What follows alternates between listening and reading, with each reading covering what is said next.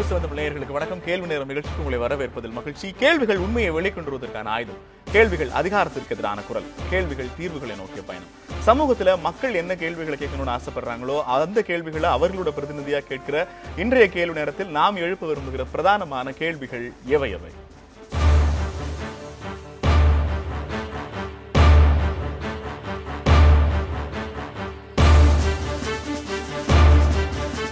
போர் வரும்போது பார்த்துப்போம், ஆண்டவன் இருப்பான் என்றுதான் ஆரம்பித்தார் நடிகர் ரஜினிகாந்த். அந்த நொடியிலிருந்து அவருக்கு எதிரான போர்க்குரல்கள் எல்லா திசையிலும் இருந்து கேட்டுக்கொண்டே இருக்கின்றன. தமிழ்நாட்டில் ரஜினி அரசியலுக்கே வரக்கூடாது என்று ஆவேசமாக ஆரம்பித்து வைத்தார் சீமான். மதிப்பிற்குரிய ஐயா ரஜினிகாந்த் அவர்களை நான் மதிக்கிறேன். நீங்கள் வாங்க, தலைவராக இருங்க, எங்களுக்கு சேவை செய்யுங்க, இந்த மக்களுக்கு நல்ல கருத்துக்களை சொல்லுங்க. ஆனால் அதை எடுத்து செயல்படுத்துறதுக்கு இந்த மண்ணின் பிள்ளைகள் நாங்களே களத்தில் நிற்கிறோம். ஒருவேளை ரஜினி அரசியலுக்கு வந்தால் அது அவருக்குத்தான் ஆபத்து என்று பொடி வைத்து எச்சரித்தார் சுப்பிரமணியன் சுவாமி. ரஜினி வந்தால் அவருக்கு தான் ஆபத்து வரக்கூடாது. இந்த சினிமா எல்லாத்தையும் இந்த கதையை முடிக்கணும். இப்போது டாக்டர் அன்புமணி ராமதாஸின் முறை. ரஜினிகாந்துக்கு தைரியம் இருந்தால் அரசியலுக்கு வரட்டும் என்று பேசியிருக்கிறார் அன்புமணி. இந்த இடத்தில் டாக்டர் அன்புமணியின் பேச்சு ரஜினியை நோக்கிய சவாலா அல்லது மிரட்டலா என்ற கேள்வி முதன்மை பெறுகிறது. இன்னொரு பக்கம் 3 கூறுகளாக பிரிந்து கிடக்கும் அதிமுகவை கடுமையாக தாக்கி புத்தகம் எழுதும் அளவுக்கு சென்று கொண்டிருக்கிறார் டாக்டர் ராமதாஸ். பாட்டாளி மக்கள் கட்சியின் இந்த இருமுனை தாக்குதலை இன்றைய கேள்வி நேரத்துக்கான களத்தையும் 5 அழுத்தமான கேள்விகளையும் எழுப்புகிறது. மீண்டும் ரஜினி பயம் தொற்றிக் கொண்டதா பாட்டாளி மக்கள் கட்சிக்கு? ரஜினியை எதிர்ப்பதன் மூலம் வட மாவட்டத்தையும் தாண்டி வளர துடிக்கிறாரா அன்புமணி ராமதாஸ்? சீமான், சுப்பிரமணியன் சுவாமி, வேல்முருகன், அன்புமணி என்று ரஜினி எதிர்ப்பணி பலம் பெறுகிறதா? விஜயகாந்திடம் வீழ்ந்த பாமகவால் ரஜினியை வெல்ல முடியுமா? ஒரே சமயத்தில் ரஜினி, அதிமுக என இருமுனை தாக்குதலுக்கு தயாராகிவிட்டதா பாமக? இன்னும் பல கேள்விகளோடு இன்றைய கேள்வி நேரம் பயணிக்கிறது.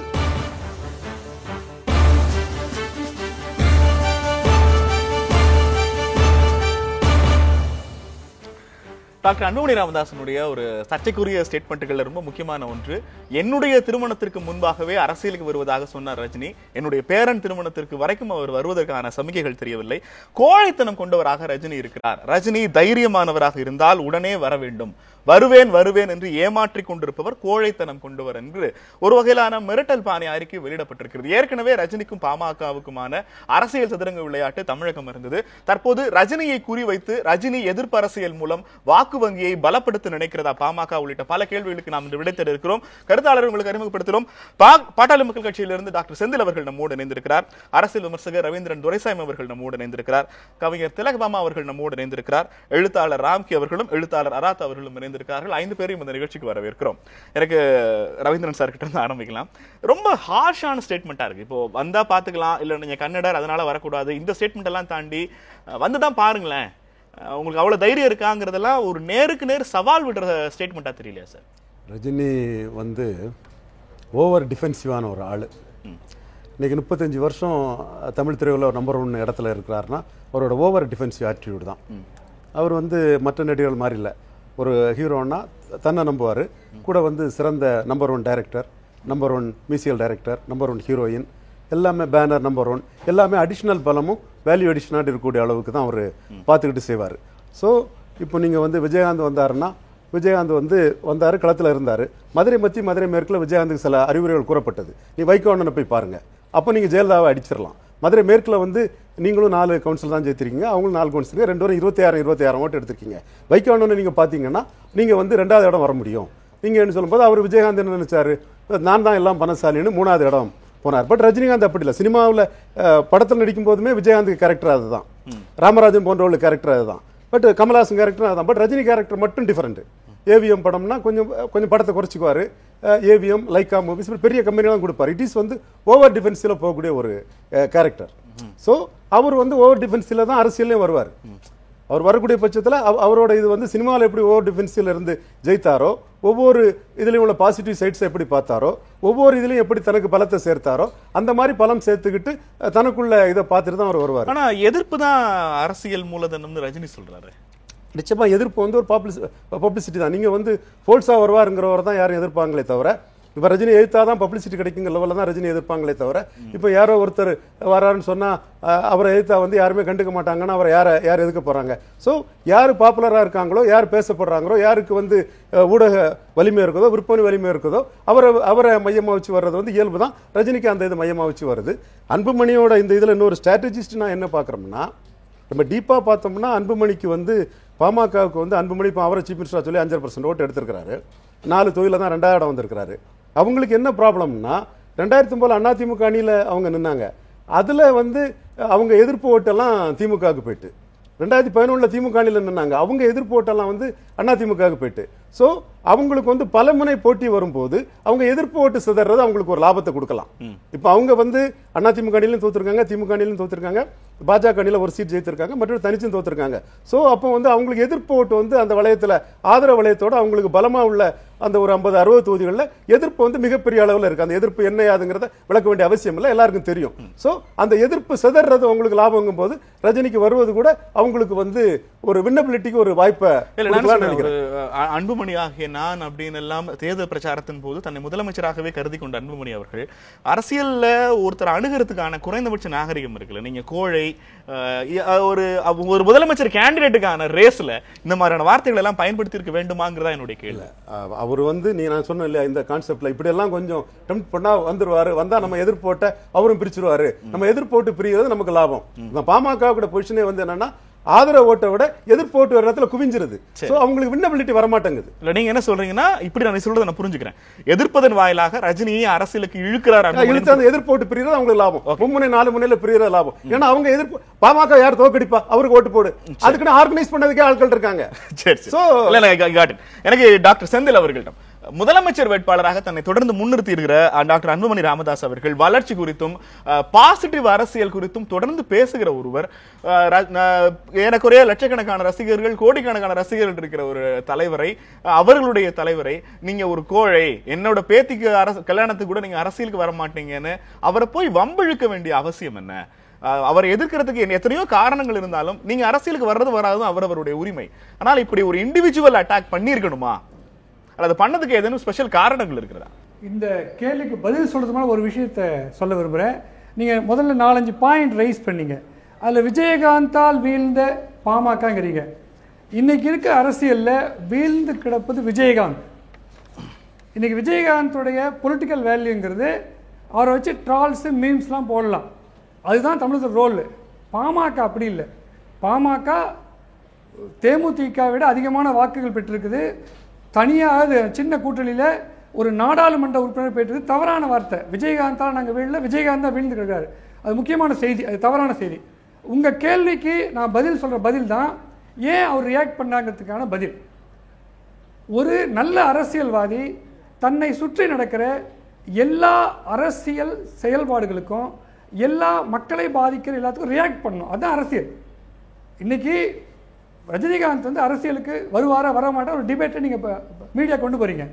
இதில் என்ன எனக்கு சிரிப்புன்னா, ஒரு வடிவேல் படத்தில் ஒருத்தர் சொல்லுவான், அண்ணே அரசியலில் குதிக்கிறதுங்கிறாங்களே, எவ்வளோ உயரத்துலேருந்து எப்படி குதிக்கணும்னு. அந்த மாதிரி ஜோக்கு தான். அரசியலில் குதிக்க வேண்டியதில்லை. சமூக அக்கறை உள்ள ஒருவன் தன்னை சுற்றி நடக்கிற சமூகத்தை பாதிக்கக்கூடிய எல்லாத்தையும் ரியாக்ட் பண்ணிக்கிட்டே இருக்கணும். அப்படி ரியாக்ட் பண்ணுற ஒருத்தன் நாம் ரியாக்ஷனரி போர்ஸாக இருக்கிறோம், இனிமேல் நாம் தேர்தலில் கலந்து தேர்தலை நோக்கி போனோம்னா தேர்தல் அரசியலுக்கு குதிக்கலாம், இல்லை நாம் புது கட்சி துவக்கி கட்சி அரசியலுக்கு போகலாம். ரஜினி கட்சி அரசியலுக்கு வருகிறார் அல்லது தேர்தல் அரசுக்கு வருகிறார் என்பதை நான் புரிஞ்சுக்குது. அரசியலுக்கே இனிமேல் தான் வராருன்னா இத்தனை ஆண்டுகளாக தமிழகத்தை பற்றி கவலைப்படாத ஒருத்தர். என்னோட கேள்வி, ரஜினி அரசியலுக்கு வர்றாரு வரலங்கிறதெல்லாம் பிரச்சனை இல்ல, அது அவருடைய விருப்பம். அவருடைய ரசிகர்கள்ட்ட அவர் பேசுறாரு, நான் அரசியலுக்கு வருவேன் வரமாட்டேன்னு. அது அவருடைய ரசிகர்கள் ரஜினியை நோக்கி கேட்க வேண்டிய கேள்வி. என்னுடைய கேள்வி, குறைந்தபட்சமாக தன்னை முதலமைச்சர் வேட்பாளராக நிறுத்தி டாக்டர் அன்புமணி ராமதாஸ் அவர்கள் ஏன் ரஜினியை கோழைங்கிற அளவுக்கு விடிக்கணுங்கிறதா என்னுடைய கேள்வி. நீங்க தொடர்ந்து ரஜினிங்கிற ஒரு பாயிண்ட் திரும்ப திரும்ப டச் பண்ணிட்டே இருக்கீங்க. உங்களுக்கு எதிர்த்து அரசியல் செய்வதற்கான களத்தை ரஜினி வந்து தயார்படுத்தணுங்கிற அளவுக்கு பாமக பலவீனமாக இருக்கிறதா? இல்ல நீங்க சொல்ற மாதிரி, நான் முதல்ல சொன்ன மாதிரி, ஒரு நல்ல அரசியல் தலைவர், மக்களின் மேல் அக்கறை உள்ளவர், தமிழகத்தில் இருக்கிற எல்லா அரசியல் நிகழ்வுகளுக்கும் தன்னுடைய கருத்தை சொல்ல வேண்டும். அந்த அளவில் ரஜினியை பற்றி சொல்ல வேண்டிய அவசியம் இருக்குது. மக்களிடமே இல்லாத ஒருவரை முழுக்க முழுக்க மீடியா பிரம்மாண்டப்படுத்தி ஒரு தலைவராக காட்டுறதுக்கு நம்ம மக்களுக்கு சொல்ல வேண்டிய கருத்துக்களை சொல்ல வேண்டிய அவசியம் இருக்குது. அதுக்காக சொன்னார். கோழை என்ற வார்த்தையை ஏன் பயன்படுத்தினார் என்றால், நானும் யோசிச்சு பார்த்தா அதை விட சிறந்த தமிழ் வார்த்தை இல்லை. அது ஒன்றும் மோசமான வார்த்தை, கெட்ட வார்த்தை கிடையாது. ரஜினிக்கு மிகவும் பொருந்தக்கூடிய ஒரு வார்த்தை. அன்புமணி சொன்ன மாதிரி, அன்புமணிக்கு திருமணம் நடப்பதற்கு முன்னால சொல்லிட்டு இருக்காரு, அவர் பொண்ணுக்கு திருமணம் ஆயிடுச்சு. அதனால இந்த கேள்வி அரசியல்ல ஈடுபடுவாரா என்ற கேள்வியே ஒரு மோசமான கேள்வி. இல்ல, என்னோட கேள்வி டாக்டர் செந்தில், நீங்க என்னோட கேள்வி இன்னும் கொஞ்சம் கூட எளிமையா புரிஞ்சுக்கலாம். இல்ல, இப்ப என்னோட கேள்வி இன்னும் கொஞ்சம் கூட எளிமையா புரிஞ்சுக்கலாம். கட்சி தொடங்கிய பிறகு சமூக நீதி குறித்த உங்கள் கருத்து என்ன, பகுத்தறிவு குறித்த உங்கள் கருத்து என்ன, தேசியவாதம் குறித்த உங்கள் கருத்து என்னன்னு அவர் தனது கொள்கைகள் எல்லாம் சொல்லிட்டு தான் கட்சி ஆரம்பிக்க முடியும். அரசியலுக்கே வராத, கட்சி தொடங்காத ஒருவரை நீங்க வந்தா பாத்துக்கலாம், நீங்க வந்தீங்கன்னா நீங்க வரலன்னா நீங்க கோழதான்னு காயின் பண்றது என்பது, நீங்க அவரை இழுக்கிறீங்க. நான் சொல்றேன், அவர் அரசியலுக்கு வரப்போவதாக சொல்லல. அவர் ரசிகர்கள்ட்ட பேசின ஒரு பேச்சை வைத்துக்கொண்டு ஊடகங்கள் தலைப்புச் செய்திகளாக மாற்றி இருக்கலாம். ஆனால் பாமகவோட ரியாக்ஷன் அப்படிங்கிறது, கட்சி தொடங்கிட்டாரு, அவர் கட்சிக்கு கொள்கையே இல்லைங்கிற அளவுக்கு விமர்சிக்கிறீங்களே. மக்கள் அவரை ஏத்துக்கிறதா வேண்டாமாங்கிறது எலெக்ஷன் தானே முடிவு பண்ணும். அந்த பாமக எப்படி முடிவு பண்ணலாம்? அதுங்க நாங்க ரியாக்ட் பண்ணுவோம். Political party, any political even நாங்க ரியாக்ட் பண்ணுவோம். அவர் அரசியலுக்கு வரமாட்டார் அப்படின்னா நீங்க சும்மா இருக்கலாமே. இதுவரை இது எத்தனாவது விவாதம் உங்க தொலைக்காட்சியில, ரஜினி வருவாரா வரமாட்டார்னு? ரஜினியை பற்றி நானே கலந்து கொள்கிற 3வது விவாதம் இது. இன்னும் சொல்ல போனா, குருமூர்த்தி ஒரு சீனியர் ஜேர்னலிஸ்ட், அவர் சொல்றாரு ரஜினி வந்தே தீர்வார்னு. இல்ல, ஒரே ஒரு கேள்வி டாக்டர் செந்தில், ஒரே ஒரு கேள்வி. அன்புமணி ரஜினி குறித்த கேள்வியை, ரஜினி குறித்த கேள்வி, ரஜினிகாந்த் அரசியல் கட்சி தலைவர்கள் பெயரை பயன்படுத்தி ஒரு தனது ரசிகர்கள் கூட்டத்தில் பேசுறார். அந்த தலைவர்கள் கிட்ட ரஜினி உங்களை பத்தி இப்படி சொல்லியிருக்கிறாரேன்னு சொல்கிற போது அதை எளிதாக கடந்து சென்றிருக்கலாம். ஆனால் ரஜினியை தலைப்புச் செய்தியாக மாற்றியது சீமான் அவர்களும் அன்புமணி ராமதாசும் வேல்முருகனும். நான் சொன்னா நீங்க இல்லைன்னு சொல்லுவீங்களா? ஆமா, இல்லைன்னு சொல்லுவேன். நாங்க அவரை கண்டுக்கவே இல்லை. உண்மை சொல்றா, மீடியா தான் அவர் நடந்தா ஒரு செய்தி பண்ணணும், ஓடனா செய்தி பண்ணணும். நீங்க தான் செய்தி பண்றீங்க. சரி, என்னை பொறுத்தவரை மீடியா, அது ஒரு ஆங்கிலத்தில் ஜான் லெனன் சொல்லியிருக்காரு, media will make mountains out of finger, இது மோல் ஹில்ஸ்னு. ஒரு சின்ன குன்றை இமயமலையா காட்டுவீங்க. ரஜினி ஒரு சின்ன குன்று இமயமலையா காட்டுறதுனால ரியாக்ட் பண்றோம். அந்த பிம்பத்தை, பொய் பிம்பத்தை உடைக்க வேண்டிய கடமை இருக்கு. ஓகே, தொடர்ந்து பேசலாம் டாக்டர் செந்தில். ஆராத்து, இந்த பிரச்சனையில ஒரு பப்ளிக் பாயிண்ட் ஆஃப் வியூல ரஜினியை விமர்சிக்கிற அரசியல்வாதிகளை எப்படி மக்கள் பாக்குறாங்க? ரஜினி அரசியலுக்கு வரதா சொல்லி தொடர்ந்து ஏமாத்திக்கிட்டு இருக்கிறதுங்கிற கட்சிகளுடைய பார்வை சரிதானே? சரிதான். பட் இதுல இந்த முதல்ல ஒண்ணு இந்த ஏமாத்துறதுன்னு ஒண்ணு இருக்குல்ல, அதுலயே மாறுபடுறேன். அவரு நான் வரேன்னு சொல்லிட்டு வரலங்கிறது ஒன்றும் மக்களை ஏமாத்தல. இங்கே ஏதோ தலைவர்களே இல்லாத மாதிரி, தமிழ்நாட்டுக்கு ஒரு நாதியே இல்லாத மாதிரி, யாராவது என்னை காப்பாத்துங்கன்னு எல்லாம் ஏங்கிக்கிட்டு இருக்கிற மாதிரி இருக்கிறப்ப இவர் நான் பயப்படாதீங்க நான் காப்பாத்துறேன்னு சொல்லிட்டு வராமல் இருந்தால் தான் அதை ஏமாத்துறதுன்னு சொல்றது. இதை எப்படி ஏமாத்துறதுன்னு எடுத்துக்கலாம்னா, அவருக்கு ஏதோ ஒரு மைலேஜ் தேவைப்படுதோ, இல்லை ஒரு விளம்பரம் தேவைப்படுதோ, இல்லை என்ன வேணா இருக்கலாம்ல, அவருக்கு ஒரு பொழுதுபோக்காக கூட இருக்கலாம் அப்படி பேசுறது. அந்த அளவில் தான் பார்க்குறேன். இங்கே தமிழ்நாட்டில் ஒரு அரசியல் கலாச்சாரம் இல்லாமல் போயிடுது கடந்த காலங்களில். ஒரு கட்சி சார்ந்தோ, ஒரு சித்தாந்தம் சார்ந்தோ, இல்லை கொள்கை சார்ந்தோ அரசியலை முன்வைக்கிறதுன்றத மாதிரி இந்த சினிமா நடிகர்கள் இல்லை ஒரு தனிப்பட்ட ஆளுமைகளை முன்வைத்து அரசியல் செய்ய ஆரம்பித்ததோட விளைவு தான் இந்த மாதிரி கேலி கூத்துலாம் இப்போ நடந்துகிட்டு இருக்கு. ஒன்றுமே இல்லை, பக்கத்தில் இருக்கிற மாநிலத்தை எடுத்துப்போமே, கேரளாவில். அங்கேயும் ரஜினி படம் ஓடுது, ரசிக்கிறாங்க. அங்கே மம்முட்டியோ மோகன்லாலோ அது மாதிரி நான் அரசியலுக்கு வருவேன் வரமாட்டேன்லாம் சொன்னால் அவங்களுக்கு அது மிகப்பெரிய கோமாளித்தனமாக தான் பார்ப்பாங்க அங்கே இருக்கிற மக்கள். இங்கே நமக்கு அதுக்கான ஒரு ஸ்பேஸையும் அவங்களுக்கு கொடுத்துட்றோம். இப்போ ரஜினி முதல் முறை சொல்லிட்டு இருக்கிறப்பயே இது ஒரு காமெடி பான்னு சொல்லிட்டு நம்ம மக்களும் சரி, மீடியாவும் சரி, அரசியல் தலைவர்கள்லாம் அதை ஒரு கண்டுக்காம போயிருந்தாங்கன்னு வச்சுக்கோங்களேன். சினிமாவிலிருந்து தலைவர்கள் வராத கேரளாவும், சினிமாவிலிருந்து தலைவர்கள் வந்த தமிழகமும் ஏறக்குறைய வளர்ச்சியில ஒரே இடத்துல இருக்காங்களே, எப்படி? அது தனி டாபிக். வளர்ச்சியை பத்தி நான் பேசுறேன். இல்ல, நீங்க சினிமாவை தொடர்றதுங்கிறது ஏதோ ஒரு வகையிலான அன்டச்சபிலிட்டிங்கிற மாதிரி. இல்ல நான் அன்டச்சபிலிட்டின்னு சொல்லல. சினிமாவில இருந்து வர்றதை பத்தி எனக்கு ஒரு மாற்று கருத்துமே இல்லை. வளர்ச்சின்னு பார்த்தா அவங்க ஒரே லெவல்ல இருக்கிறாங்கன்னு நீங்க சொல்றீங்களா, அதுல கூட மாறுபடுவேன். தமிழ்நாட்டில் நிறைய பொட்டன்ஷியல் இருக்கு, கேரளாவை விட. வளமா இருக்கட்டும், மனித வளமா இருக்கட்டும்.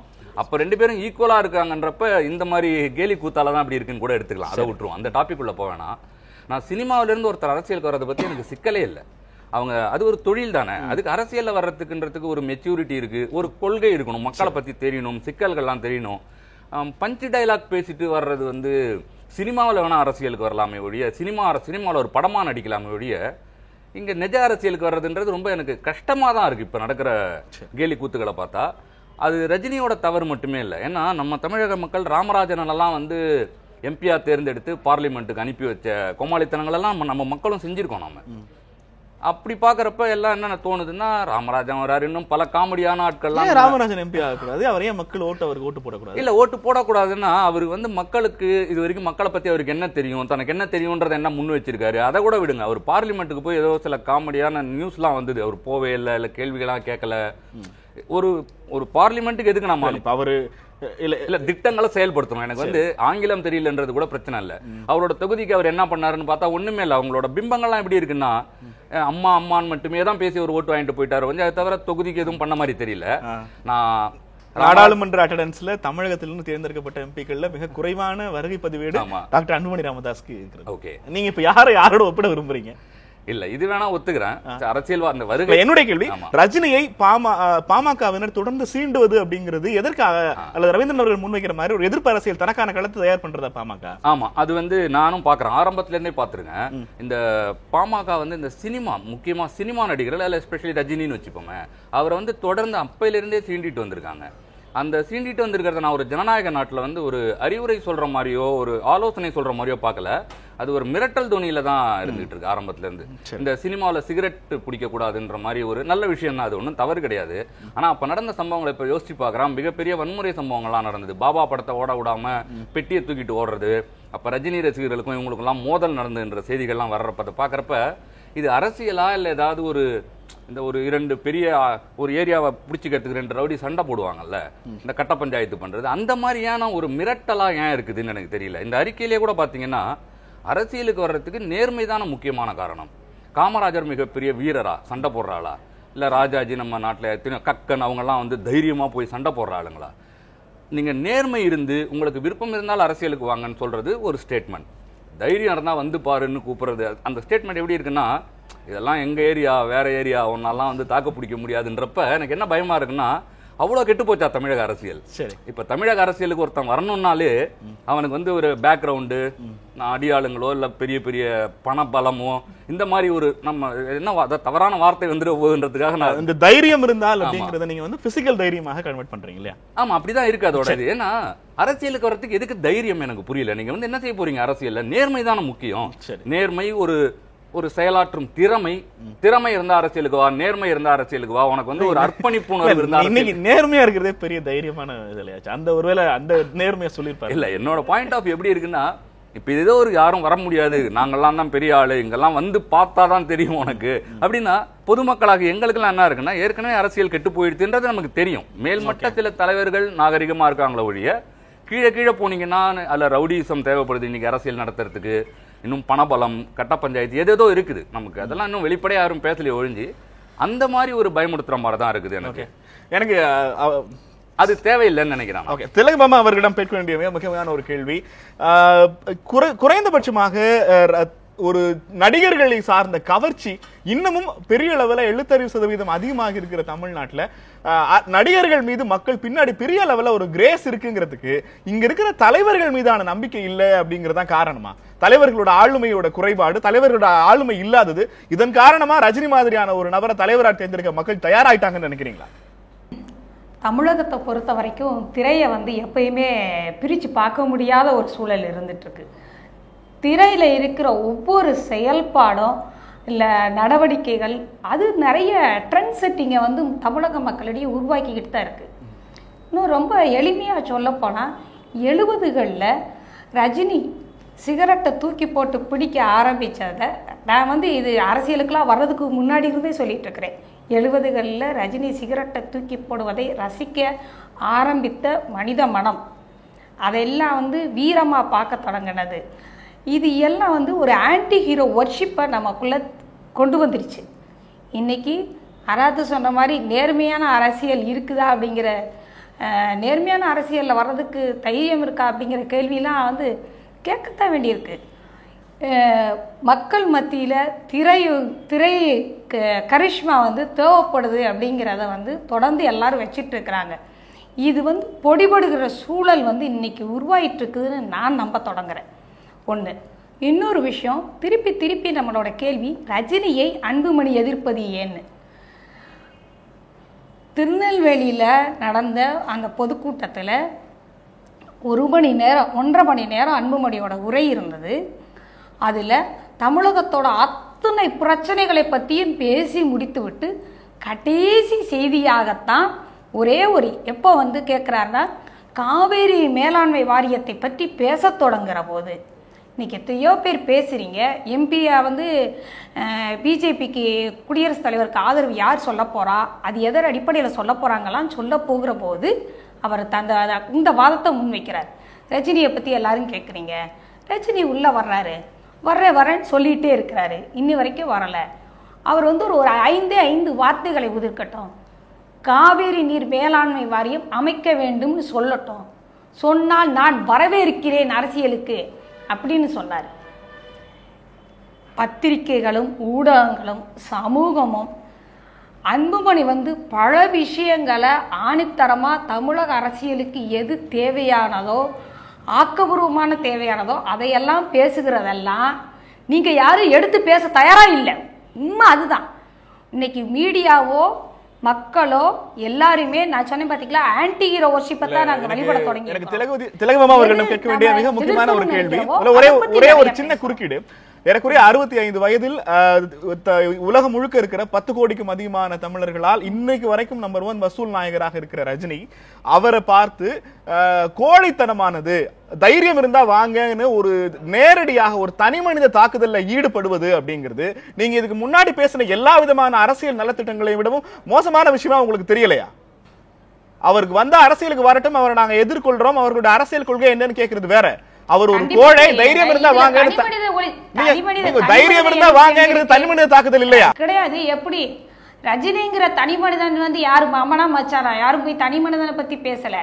ரஜினி அரசியலுக்கு வருவேன் என்று பேசுகிற போது, இல்ல அரசியலுக்கு வருவீங்களா, ரஜினி அரசியலுக்கு வந்தால் என்ன செய்வீங்கன்னு பத்திரிக்கைக்காரங்க வந்து அன்புமணிகிட்ட கேட்கிற போது, நீங்க எல்லாரும் இதைத்தான் கேள்வியை காயின் பண்றீங்க.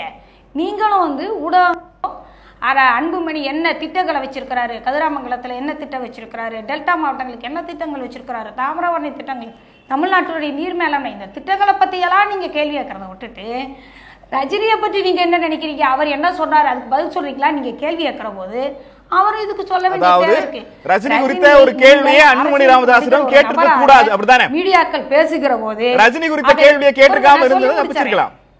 ரஜினி குறித்த கேள்விக்கு உங்களுக்கு பதில் தெரியாது, அதனால ஊடகங்கள் கேட்கக்கூடாது. போது ரஜினி தனிப்பட்ட நபரா பேசல அன்புமணி இல்லங்க, ஊடகங்கள் கேளுங்க. கேட்கும் போது அது தனிப்பட்ட பதில் இல்ல, ரஜினியை தனிப்பட்டு தாக்குற பதில் இல்ல. ஒரு பப்ளிக்கு வந்துட்ட ஒரு மனிதனை பற்றி அவருடைய சமூக செயல்பாடை பற்றி சொல்லுகிற சொல், அது ஏன் கேட்க கூடாது?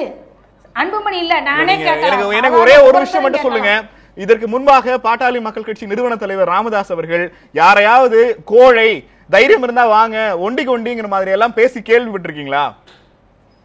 இது தனி மனித தாக்குதல் இல்லைங்கிறத திரும்ப திரும்ப திலகமா எப்படி நிறுவுறாருன்னு எனக்கு புரியல. ஒண்டி வாங்க எல்லாம் கூப்பிடல. அன்றைக்கு பேசுற கூட்டத்தில் நானும் இருந்தேன், சரிங்களா? அந்த கூட்டத்தில் பேசின இதுதான்.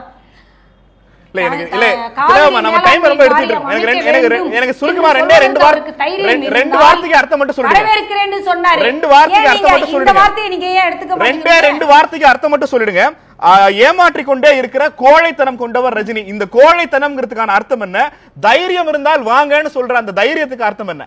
ஆமாங்க, அரசியல்ல இறங்க போறேன் நீ எவ்வளவு காலமா சொல்லிக்கிட்டே இருக்கிறீங்க இல்லையா? இதுல தனிப்பட்ட தாக்கல் எங்க அவர் பொது தளத்துல வந்து நான் அரசியலுக்கு வரலாம் அப்படின்னு சொல்லுகிற போதும் இல்ல, அவர் அந்த சொற்களை தன்னுடைய வியாபாரத்துக்கு தான் பயன்படுத்திட்டு இருக்கிறாரே ஒழிய சமூகத்துக்கானதாக இல்ல அப்படின்னு சொல்ல வேண்டிய கட்டாயத்துல ஏன் ஒரு தலைவனுக்கு இல்லையா? தொடர்ந்து பேசலாம் தெரியுமா? தைரியம் கோழைங்கிற வார்த்தையெல்லாம் மோசமான வார்த்தைன்னு சொன்னீங்கன்னா எனக்கு என்னன்னே புரியல. எழுத்தாளர் ராம்கி, இந்த அன்புமணி ராமதாஸ் அவர்களுடைய ரஜினி பத்தின ஸ்டேட்மெண்ட்ல இருக்கிற அரசியல் பிழை இருக்கிறதா இல்ல பொதுவாக சாதாரணமாக உதிர்க்கப்பட்ட பதில் தானா? இதுல அவருடைய அறிக்கையில வந்து ஒரு பதட்டம் தெரியுது நல்லா. ஏன்னா மாற்றம் முன்னேற்றம்லாம் சொல்லி ஆரம்பிச்சவர் இந்த 2016 தேர்தலுக்கு பின்னாடி அவர் ரொம்ப நம்பிக்கை இழந்து இருக்காரு. அது நல்லா வெளிப்படையா தெரியுது. ஓவராலாக பார்க்கும்போது அவங்களுடைய அந்த அந்த வாக்கு வங்கிங்கிறது அந்த வட மாவட்டத்தில் அவங்களோட செல்வாக்கு சுத்தமாக சரிஞ்சிருக்குது. அதனால தான் இப்போ இந்த பிரச்சனைகள் எல்லாம் கூட ஒரு திருநெல்வேலி இந்த பக்கம்லாம் போய் தென் தமிழ்நாட்டிலாம் போய் பார்க்குறாரு. அங்கே போய் ஸ்ரீவைண்டம் அணையை கிளீன் பண்ணோம் அப்படிலாம் சொல்றாரு. இந்த அணையை கிளீன் பண்ணுறது இதெல்லாம் வந்து எல்லா கட்சிக்காரரும் செஞ்சுட்டு இருக்காரு தான். வைகோ பண்ணிட்டு இருக்காரு, ஸ்டாலின் பண்ணியிருக்காரு, எல்லாம் பண்ணியிருக்காரு. இவர் ஏதோ புதுசாக போய் பண்ணுற மாதிரி, அதுவும் தென் தமிழ்நாட்டில் போய் பண்ணுற மாதிரி சொல்றாரு. இவங்க எப்படி ஆரம்பிச்சாங்கன்னா வன்னியர் ஓட்டு அந்நியருக்கு இல்லை அப்படின்னாங்க. இப்போ வந்து அந்நியர் ஓட்டு வன்னியருக்கு இல்லைங்கிற ஒரு கட்டத்தில் வந்த பிறகுதான் இவங்களுக்கு என்ன தேவைப்படுதுன்னா மற்றவங்க கூட போய் ஒரு அணுக்கமான ஒரு சூழல் அவங்களுக்கு தேடி பார்க்குறாங்க. அது கிடைக்கல அவங்களுக்கு. அதனால தான் அது ஒரு பெரிய மைனஸ் பாயிண்ட் அந்த இந்த நிலைமை இருக்கிற அரசியலில். இப்போ இவர் சொல்கிறாங்க இவங்க அன்புமணியோட பெர்ஃபார்மன்ஸ் எப்படி இருக்குன்ட்டு. பார்லிமெண்ட்டில் பார்த்தீங்கன்னா தமிழ்நாட்டில் இருக்கிற எத்தனை எம்பிக்களில் இவர் மட்டும்தான் 44% தான் வரி பதிவேடில் இருக்குது. இவர் வந்து தமிழ் அரசியல் ஆக்டிவாக இருக்காருன்னா அதுவும் தெரியல. அங்கே இவரை வந்து ஒரு செலக்ட் பண்ணி ஒரே ஒரு எம்பியா திமுக இல்லாத ஒரு எம்பியா டெல்லிக்கு அனுப்பிச்சோம். அங்கே அவரால் வந்து ஒரு 40% தான் போயிருக்காரு. அவர் வேற ஒன்றும் பெரிய பிரச்சனைகள் பேசினதே இல்லை. விவசாயிகள் பற்றி பேசியிருக்காரு, ஆனால் எல்லாரும் பேசினப்போ தான் அவர் பேசியிருக்காரு. நீட் பற்றி பேசியிருக்காரு, எல்லாரும் பேசினப்போ தான் பேசியிருக்காரு. தனிப்பட்ட அளவில் இவர் ஒரு பிரச்சனையை எடுத்துக்கிட்டு இவர் போய் அவங்கள்ட்ட பேசின மாதிரியான தவறான பதிவு பண்ணக்கூடாது. இல்லை இவர் முன்னெடுத்து எதுவுமே செய்யவே இல்லை இது வரைக்கும். அந்த பதில் எல்லாரும் பேசும்போது அவர் பண்ணாரு. நீங்க காவிரி மேலாண்மை வாரியம் பத்தி பேசுறேன். இவர் என்னைக்காவது இவர் ஒரு எம்பி தானே, இவர் என்னைக்காவது போய் முன்னெடுத்து செஞ்சிருக்காரு காவிரி மேலாண்மை பத்தி. நாடாளுமன்றத்தில் டாக்டர் செந்தில் அவங்க பேசி முடிச்ச பிறகு நீங்க மறுப்பு சொல்லுங்க. டாக்டர் செந்தில் அவங்க பேசி முடிச்ச பிறகு நீங்க அதை மறுக்கலாம். இத்தனை கட்சிகள் இருக்கு தமிழ்நாட்டில், இத்தனை எம்பிக்கள் இருக்காங்க. இவங்கள்ட்ட இவர் ஒரு இளைஞர் இவர் நினைச்சானா மத்தவங்க கூட போய் இருக்கிற பெரும்பாலான அதிமுக எம்பிகள்ட்ட கேட்க வேண்டிய கேள்வி ஒரே ஒரு எம்பி வைத்திருக்காங்க. அதுக்கான முன்னெடுப்புல ஏதாவது இருந்திருக்கும்ல. இவர் இதெல்லாம் விட்டுட்டு ஒரு அரசியலுக்கே வர இடாத வர முடியாத ஒரு இதுல ஸ்டேஜ்ல இருக்கிற ரஜினியை வந்து அவர் ரஜினிகிட்ட போய் எதிர்பார்க்கிறார். காவிரி மேலாண்மை வாரியத்துக்கு நீங்க வந்து போய் என்ன பண்ண போறீங்க, என்ன செய்ய போறீங்க? கர்நாடகாவை சேர்ந்தவர் அப்படிங்கிற காரணத்தினால் அப்படி ஒரு அரசியல் சூழ்ச்சியாக அந்த கேள்வியை முன்வைக்கிறார். இது வந்து ஒரு என்ன சொல்றது, இது ஒரு மாதிரி விதண்டாவித அரசியல் தான் ஒழிய அவரு அப்புறம் எதுக்கு அவர் சொல்றாரு நான் முன்னெடுப்பு ஒரு முக்கியமான ஆரோக்கியமான அரசியல் முன்னெடுக்கிறேன்னு எப்படி சொல்றாரு அவரு? அது அர்த்தமே இல்ல. நீங்க திரைத்துறையில இருந்து உங்க தலைவர்களை தேடாதீங்க, மக்கள் கிட்ட இருந்து உங்க தலைவர்களை தேடுங்கன்னு முன்வைக்கிறதே ஆரோக்கியமான அரசியல் தானே. எப்படி சொல்றீங்க நீங்க? நானும் சொல்றேன், நீங்க அவர் என்ன சொல்றாரு, சிஸ்டமே கெட்டு போய் தான் அவர் சொல்றாரு. இப்போ அவர் அந்த சிஸ்டம்ல இவர் என்ன சொல்லிருக்கலாம், நான் ஒரு அந்த சிஸ்டத்தை மாற்றதுக்கான இத்தனை வடிகள் நான் முன்னெடுத்து வச்சிருக்கேன் அப்படிங்கிற இதான் சொல்லலாம்ல. இவர் அதை பத்தி சொல்லலையே. இவருடைய தாக்குதல் எல்லாம் ஒரு தனிப்பட்ட தாக்குதல் தான் இருக்குது. அன்புமணியோட தாக்குதல் எல்லாம் சரி. இப்ப ரஜினியை எதிர்க்கிறதன் மூலமாக எல்லோருக்குமான கட்சியாக நடிகர்களை நம்பாதீங்க, அரசியல் கட்சிகளை நம்புங்க. நாங்க பாமகவினுடைய பல செயல்பாடுகள் தொடர்ச்சியாக திராவிட கட்சிகளோட செயல்பாடுகள் இருந்து வித்தியாசப்பட்டிருக்கு. அவங்க ஒவ்வொரு முறையும் விவசாயத்துக்குன்னு தனி பட்ஜெட் அறிவிக்கிறாங்க, முன்மாதிரி நிலையில் அது நிதியறிக்கைகள் வெளியிடுறாங்க. ஒரு ஆரோக்கியமான அரசியலுக்கான எவ்வளவோ முயற்சிகளை பாமக எடுக்கிறாங்க. ஆனா பாமக மீதான விமர்சனம் என்பது பாமகவை ஒதுக்குறதுலயே தொடர்ந்து நீடிக்குது. இல்ல இது யாரும் ஒதுக்குற மாதிரி இல்ல. அவங்க முன்னெடுக்கிறாங்கன்னா யாரு முன்னெடுக்கிற, நீங்களே சொல்றீங்க பாமக முன்னெடுக்கிறாங்கன்னு. அவங்க ஒரு தனிப்பட்ட அளவுல இல்ல, அவங்க ஒரு கட்சி சார்பா ஒவ்வொரு வருஷமும் அதை பண்றாங்க. அவங்க இதுக்கு பின்னணியில பல ஓய்வு பெற்ற நீதிபதிகள் இருக்காங்க, அவங்களுடைய இருக்கு. அவங்களுடைய சப்போர்ட்ல தான் இவங்க ஒரு ஃபைனல் அவுட்புட் கொண்டு வராங்க. எல்லா கட்சிகளுக்குமே எல்லாருக்கும் இருக்கு. அப்படிங்கும் போது அப்ப ரஜினி அரசியலுக்கு வரும்போதும் அவரு ஒரு டீம் இருக்குல்ல, சரி அவரு அப்படியே பேச வர்றாரு. அப்ப அவர் வந்த பிறகு அவர் ஒரு இதை கொடுக்கும்போது அதை பத்தி நீங்க விமர்சனம் பண்ணலாம்ல. சரி, எப்படி இந்த ஒப்பீடுங்கிறது எல்லா லெவலையும் கரெக்டா இருக்கும். எனக்கு ரஜினியோட திங்க் டேங்க் அப்படிங்கும் போது உங்களிடம் கேட்க வேண்டிய சரியான கேள்வி, பொதுவாக ரஜினியை வழி நடத்துகிறவர்கள் இந்த மாதிரியான கேள்விகளுக்கு குற்றச்சாட்டுகளுக்கு ரஜினி அமைதியாக இருப்பது அப்படிங்கிறது என்ன மாதிரியான ஒரு தோற்றத்தை? இல்ல, நீங்க வரும்போது உங்களோட கார்ட்ஸை ப்ளே பண்ணா போதுமே. இப்ப தேவையில்லை. இப்ப தேவையில்லை. இப்ப நம்ம என்ன பொறுத்தவரை ரஜினி நான் அறிஞ்ச வரையில வந்து எல்லாரோட பாசிட்டிவ்ஸும் அவர் எடுக்க மாதிரி தான் தெரியுது. திராவிட இயக்கத்தோட பாசிட்டிவ் பாயிண்ட்ஸை ரஜினி ரொம்ப நல்லாவே புரிஞ்சிருக்கிறாரு. தமிழ்நாட்டின் சமூக சூழ்நிலையும் அவர் நல்லா தான் புரிஞ்சிருக்கிறாரு. பாமகவுக்கு பிளஸ் என்ன மைனஸ் என்னன்னு தெரிஞ்சிருக்கிறாரு. எல்லாரோட இதுலையுமே பிளஸ்களை தான் எடுத்துக்கணும்னு நினைக்கிறாரு. தனக்குள்ள மைனஸ்கள் இருந்து அதை எப்படி களையணுங்கிறதையும் அவர் ஆர்வத்தோடு தான் இருக்கிறாரு. அது எப்படி வராரு என்னங்கிறது போது வந்து அவரோட கிரெடிபிலிட்டி இன்டெகிரிட்டி அவர் வரும்போது தான் நம்ம அதை சொல்லலாம். எனக்கு சீமான், வேல்முருகன், டாக்டர் அன்புமணி ராமதாஸ், சுப்பிரமணிய சுவாமின்னு இந்த டீம் மொத்தமாக ரஜினிக்கு எதிராக திரள்வது அப்படிங்கிறது உண்மையிலே இவங்க எல்லாம் ரஜினிக்கு எதிராக திரள்றாங்களா இல்ல இவங்க எல்லாரும் சேர்ந்து ரஜினி அரசியலுக்கு வர வைக்கிறதுக்காக முயற்சி பண்றாங்களா? இல்ல, ஆக்சுவலா வந்து இவங்க ரஜினி அரசியல் வரக்கூடிய வாய்ப்புகளை அதிகரிக்கக்கூடிய அளவுக்கு தான் இவங்க வந்து பண்ணி. என்ன காரணமா இருக்க முடியும்? என்ன இப்போ நீங்க வந்து சீமானுக்கு வந்து இஷ்யூ என்னன்னா, ஏற்கனவே வந்து தமிழ்நாட்டை தமிழன் தான் ஆளணும்னு சொன்னாரு. தமிழக மக்கள் யார் ஆள சொல்றாங்களோ அவங்க தான் ஆள முடியும். ஆனால் சீமான் தம்பி அந்த கருத்தை சொல்லிட்டு இருந்தாரு. அவர் சொல்லும்போது வந்து தமிழ்நாட்டில் சீஃப் மினிஸ்டராக இருந்த 2 பேருமே வந்து நான் தமிழ்ஸ் இருந்தாலும் கூட வந்து தமிழர்களால் ஏற்றுக்கொள்ளப்பட்ட ஆட்களாக தான் இருந்தாங்க. இப்போ ரஜினி வந்து தமிழர்களால் ஏற்றுக்கொள்ளப்படுவாரா மாட்டாராங்கிறது கேள்விக்குறியா இருக்கக்கூடிய எஸ்டாப்ளிஷ் ஆகாத ஒரு ஆள். அப்போ அவரை தமிழன் தான் ஆளுன்னு சொல்லும்போது சீமானுக்கு வந்து ஒரு அந்த கருத்துக்கு மைலேஜ் கிடைக்குது. ஏற்கனவே ஜெயலலிதா சொல்லும்போது சீமானோட கருத்தை தான் மக்களே நிராகரிச்சிட்டாங்கிற ஒரு எண்ணம் வருது. அப்போ இவருக்கு இந்த ஒரு கருத்து சொல்லும்போது இவருக்கு ஒரு மைலேஜ் கிடைக்குது. அந்த மைலேஜுக்காக அவர் சொல்லலாம். இதே அடிப்படையில் தான் இவர் வேல்முருகனும் இதே அடிப்படையில் இதை சொல்லலாம். சுப்பிரமணிய சாமி வந்து BJP who is calling the shots in பிஜேபின்னா நிச்சயமா சுப்பிரமணிய சாமி இல்ல. ஜவடேகர், அமித்ஷா, இவர் ரயில்வே மினிஸ்டர் சுரேஷ் பிரபு இவங்க தான் மோடிக்கு டிங் டாங்கா இருந்து பண்ணிட்டு இருக்கிறாரு. ஸோ அப்போ அவர் வந்து இந்த இவங்க சம்பந்தப்பட்டவோ இவங்க தொடர்புடைய எதுக்கோ ஏதாவது கருத்துக்களை சொல்லி தன்னோட ரெலவன்ஸை காட்டணுங்கிற மாதிரி தான் இவங்க பண்ணாங்க. பாமக பொறுத்தளவுல தமிழ்நாட்டை தமிழ் ஆளணுங்கிற அந்த கான்செப்ட் அவங்களுக்கு கிடையாது. அவங்க வந்து தென்னிந்திய நடிகர் சங்கங்கிற வந்து ரஜினி கூட தமிழ்நாடு நடிகர் சங்கங்கிற கருத்தை தான் சொன்னாப்புல. அவங்க வந்து அது சொல்றது வந்து ஒரு செக்டேரியன்ங்கிற கடிப்பில் அவங்க வந்து தமிழர் இல்லாதோட ஆதரவையும் பெறணுங்கிற அடிப்படையில் உள்ள ஒரு கட்சி தான். நடிகர்களுக்கு எதிரான ஒரு கருத்துக்களை அவங்க சொன்னாங்க. அந்த அடிப்படையில் இவங்க இது பண்றாங்க. ஸோ இவங்க எல்லாருக்குமே வந்து ரஜினியை சொல்றதுல வந்து ஒரு பொலிட்டிக்கல் மைலேஜ் இருக்க தான் செய்யும். என்னுடைய கேள்வி, பாமகவினுடைய பிளானிங்ல ரஜினி எதிர்ப்புங்கிறது இருக்கா, அல்லது செய்தியாளருடைய கேள்விக்கு போற போக்குல விடப்பட்ட சாதாரணமான வார்த்தை பிரயோகம் தானா இது? பாமக பிளானிங்ல சினிமா கலைஞர்களுக்கு எதிரான ஒரு எதிர்ப்பு இருக்குது. ரஜினியின் சுருக்கல, ரஜினியின் சுருக்கல தொடர்ச்சியா திரைக்கலைஞர்கள் ஏன்னா அவங்க பகுதிகளில் வந்து ஆக்ஷன் ஹீரோஸ்க்கெல்லாம் நிறைய ரசிகர் மன்றங்கள் இருக்குது. அதை பார்க்கும்போது அவங்களுக்கு வந்து ஒரு கோபம் வருது. சோ நீங்க வந்து இன்னைக்கு அவங்க ரஜினிக்கு வந்து இவங்க சமுதாயத்தை பற்றி ரொம்ப நல்லா தெரியுது. அந்த சமுதாயத்தோட நிலைமை, அவங்க இன்னும் அரசியல் ரீதியா ஒரு ஏமாற்றப்படக்கூடிய சமுதாயம் ரஜினி உணர்றாரு. அது வெளியே வரும்போது தான் தெரியும். இவங்களுக்கு என்ன, இவங்க அரசியல் ரீதியா உங்களுக்கு என்னன்னா இவங்க பகுதியில் போகும்போது வந்து விஜயகாந்த் மன்றம், விஜய் மன்றம், ஆக்ஷன் ஹீரோ எல்லாத்துக்குமே மன்றம் இருக்கும்போது வந்து நம்ம இளைஞர்கள் வந்து ரசிகர் மன்றத்துக்கு போறாங்கிற ஒரு நியாயமான ஒரு கோபம் அவங்கள்ட்ட இருக்கு. அவங்க பொறுத்தவரை தொடர்ச்சியாக அனைத்து தரப்பினருக்குமான அரசியலை முன்னெடுப்பதற்கு, வட மாவட்டங்களையும் தாண்டி வளர்வதற்கு ரஜினி எதிர்ப்பு அப்படிங்கிற அரசியலை பாமக முன்னெடுக்கிறதா? விஜயகாந்த் விசஸ் அன்புமணி ராமதாஸ் என்கிற அந்த தோற்றத்தில் பெரிய அளவில் தோல்வி, அரசியல் தோல்விக்கு பிறகு நடிகர்களை எதிர்ப்பது அப்படிங்கிறது ஒரு கொள்கையாக, வாக்கு வங்கியாக மாறக்கூடிய கொள்கையாக மாறுவதற்கான சாத்தியக்கூறுகள் இருக்கிறதா? தொடர்ந்து விவாதிக்கலாம். கேள்வி நேரம் ஒரு சிறு இடைவேளைக்கு பிறகு.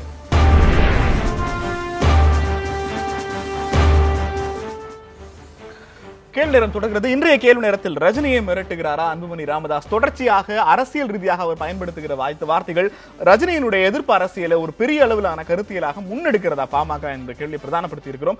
அதாவது இங்க பாமகவுக்கும் ஏதோ ஒரு வகையிலான ஒரு ஸ்டாண்ட் வேணும். திமுக அதிமுகல ஜெயலலிதாவினுடைய மறைவு, கலைஞருடைய செயல்படாத தன்மை, இது ரெண்டுக்கு பிறகு ஏதேனும் ஒண்ணு அடிக்கணும் இல்ல, நம்ம எதிர்க்கணும் இல்லையா? இப்ப எதிர்க்கிறதுக்கான ஸ்கோப் இருக்கிற பிளாட்ஃபார்ம் வந்து ரஜினி தான்.